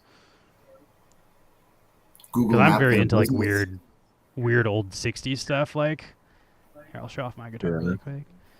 I was showing it a second ago, but I have like my Dan Electro is essentially exactly what I'm describing. This guitar, it's made out of plywood, so it's like a super cheap guitar that used to be able to buy in like department stores. Plywood. So it's also super light because it's plywood. It's super light, but this is a DC-59, which is like, this is the guitar Jimmy Page used on Kashmir. Mark Knopfler played this. Sid Barrett from Pink Floyd. Jimi Hendrix was one of his first guitars. Like anybody who made music in the 60s had one of these because they're so fucking cheap that it was like everybody's first guitar. And they're never meant to be like serious professional instruments, but they're very good at like two things: jangly sound, like the 60s jangle Britpop sound, which is like the Beatles or the Byrds or, you know, any of those bands. And then it also does very, very good slide guitar. The action is all jacked up and horrible. So people actually use them with like slides because they are not very playable as normal guitars. But like those are the two things that they were used for primarily. But they show up on a lot of like very famous recordings. But I'm into weird stuff like that where like this is not necessarily a nice guitar, but like I play this more than my actual nice guitar. That's the thing about musicians, man. They all have like a certain tone that they're after that fits their style or their play style. So the type of guitar that they get is always really just, they're really peculiar about which guitars they pick. That's a nice axe. This is my nice guitar. This is Rickenbacker, and these are only made in California and the United States. Probably most recognizable by being John Lennon's guitar. Like John Lennon played a Rickenbacker 335. This is 360. Oh yeah. It has more frets than like normal guitar, doesn't it? Yeah, the scale is different. It has like an extended fretboard, so there's like a couple extra frets. And then the other thing this I would say is well known for is like Tom Petty played like almost exclusively Rickenbackers. Same with everything I was talking about before is the same for Rickenbackers. The Byrds also played Rickenbackers. Rickenbacker 12 strings were very popular in the 60s, so like after the Beatles made them popular, everybody fucking in the world tried to play them. But yeah, this is like I got this guitar in high school, and this has been like my nicest guitar and my only nice guitar my entire life, basically. It's probably still worth what you paid for it, at least. Guitars like that usually don't. It's worth like their value. $600 to $700 more than I paid for it. These guitars go up in value; they don't go down because they don't make a lot of them, and they're very, very, very well made instruments. Music instruments in general hold value pretty well, like analog stuff. Digital stuff does not. Like the thing I plug into my computer to plug my amps into my computer, that shit will be devalued the second they invent new technology. But like the analog stuff that you plug into that stuff's timeless. Like there's microphones from the 1960s that are over 10K each right now. Like stuff that was like, I don't know. That technology doesn't change. That stuff is forever. So I don't know. I could talk about music forever. As an audio engineer and a guitar player, that's fucking. I spend way too much time looking at gear. I do. I got a breakaway scene here. So yeah, we got to wrap this up. That's what I'm trying to do. But I'm ADHD, so we started talking about guitars. I was like, oh, it's guitar time. But thanks for watching, everybody. Thank you, Datajunky, so much for joining us. We had a blast. And you should definitely, if you're available, come back next Friday just for a big time. I know it's not your flagship game of choice, but I'm going to definitely check that out because everybody in my family likes to play Fortnite. When I'm not hogging the screens playing Metropolis, they're playing Fortnite. So they're going to love big time. You and should have them I try gotta out get it. Grit as well. Grit is very similar to Fortnite. Yeah, Grit is Grit. like I saw it. I haven't downloaded it yet, but is it free on the Epic Game Store? It's free to play and on Epic Game Yeah. Store. So Okay, I definitely you're- got to do that, man. if you got family into Fortnite, that's very like one-to-one skill will work over Yeah. there. It's let's show off. our what's that called? A Twitch. battle royale game. Hey, what do you guys think of this name that I'm coming up with for the tournament? I have a poll running right now in the Discord for a bunch of different names, but I really like this one. It's called Neon Knights. I like that. Nice. Isn't that the name of a Black Sabbath song? I don't know, is it? Like Fallen City Frenzy, Neon Knights. I'm That's pretty what I sure was Neon Knights is Black Sabbath. It might even be with Ronnie James Dio. Is it? I had no idea. Yeah, there it is. From Heaven and Hell in 1980. Let's see who the singer was. How much do I know about music history? Heaven and Cool. Hell. That's got to be Dio, right? Right. Sabbath. Yep, that's Dio. Ronnie Nice. James Dio. Rest in peace. I love that guy. Well, thanks everybody for joining us today on this exploration of Metropolis origins. I know It's fun. it's not, Definitely. like not everybody's game, right? Like Cyberpunk NFT card game might not be for everybody, but it took me by storm for sure. It's free to play, so Yeah, it's a well-made game. Honestly, my biggest complaint is like having to find people. You got to like coordinate to find somebody to play most of the time. It's the matchmaking is lucky. tough. Yeah, It'll be a Yeah. lot better when there's more players, and that's coming. Like we just launched on elusive.gg. We're going to be on another very big Web3 game platform that will be announced probably around June 13th. So mark your calendars there. There's going to be a big blog article from AWS that's going to be announcing a bunch of stuff. It's not really Wax related, but it is absolutely Metropolis Origins related. nice. So watch for that. It's also worth noting that like I know we didn't really break it down too much, but the reason why I scooped some of like the rarities of the cards that I use, like the higher rarity ones, is because like in game they have like a different audio and physio, like different animation for their attacks and stuff too. It's not just like I don't know. I just wanted to throw that in there too. That happens. Yeah, the little audio clips inside the game, it really adds a lot of it's jarring when you're playing against someone who has like some super rare thing that you've never heard before, and you hear like this. It's like, wait, what the fuck was that noise? Oh yeah, and you never even got to see the bounty hunter yet, did you? Yeah, exactly. There's a bunch of cool shit to learn. Well, I have a bounty hunter, and I would love to destroy you with it, actually, but maybe some other time. Yeah, I feel like today I won. Like I think, right? You did good. You were in a hot streak. I won too, maybe. Super good. I mean, you were dicking around trying to use some like wacky decks, so I was sticking to like the. Max, you also have to build your own deck and not win with the pre-made deck. That's true. I know. I'm gonna build one that is better. I built one this time, but I didn't use it because I knew I was gonna get stomped if I tried. It wasn't competitive enough. We'll have to have like just a straight up deck building session where we just build a few decks so people can get a really good idea of what's possible with their collection out there. Yeah, I think that'd be someday. fun. I also think the whole tournament idea will help a lot as far as like Max is saying. The hardest part is finding people to play with, like having scheduled times where like I play a game called SGG football, and the way they work around it is like they do like double experience weekends. They're like, oh, if you're playing from like noon to 6 p.m., you get double experience in game. So that like makes all the players come on at the same time. But like finding ways to get the community together is like really important when you have smaller communities and you need those people to play the game. So I definitely like your idea of the tournament, and definitely let us know like any updates on that. And we're also happy to have you back on. We'd love to have you guys in that tournament because, well, I mean, when you lose, you're gonna have to raid the winner stream. But if you're winning, I mean, your viewer base is going up, your subs are going up, and everybody's happy. I suck at trading card games, but Max is my breadwinner. I bet all my money on Max, so I will talk all the shit. Max has to win for me. Cool. Hey, that's a Max has to sign the checks that I can't cash. While we're gearing up for these Neon Knights or Fallen City Frenzy tournaments, I mean, we don't know what it's going to be called yet, but it's coming soon, and we'd love to see you guys compete. You might just snag some of those exclusive rewards cards. And every card you play is more than just a move. You know, it's an NFT, it's an asset that you truly own. And that's the only thing that we're doing on chain is giving you real ownership over your assets. We're not making you stake 1,000 CPU. We're not making you do 100 different actions and clicks every day. You just come and you just play fun. So join our Discord community, stay up to date, get involved in the strategy discussions. You know, there's no better time to get started right now because this game is going to be big. And we're going to have a lot of links here. If anybody's not, hop in the Discord. That's where you get all the news for like new tournaments and new stuff and whatnot.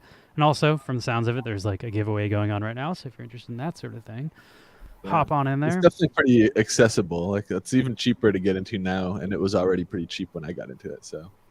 Yeah, and it's absolutely free to play with a lot of really competitive cards. So you don't actually have to buy anything. You can just come in and get addicted and play for free as much as you want. And if you want to add cards to your deck, you can. Yeah, if you saw me playing today, that was with the free-to-play deck. Like, I was stomping. That deck rocks. Yeah, you were destroying everybody. The baseline of how good the deck that I build myself has to be better than that is pretty high, which is why I didn't play with my own deck. So I got to try to build something better than what the base deck is. Cool, man. I'll be happy to help you too. So come on down.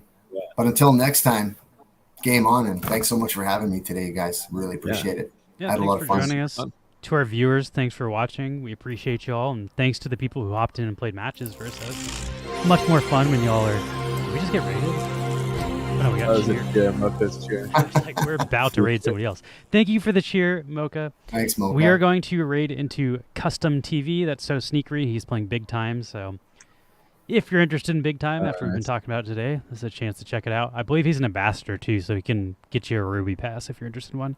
I am also a big time ambassador, so I can get somebody a Ruby Pass if they're interested. But we'll catch you all next week. Until then, have a great weekend and see you later.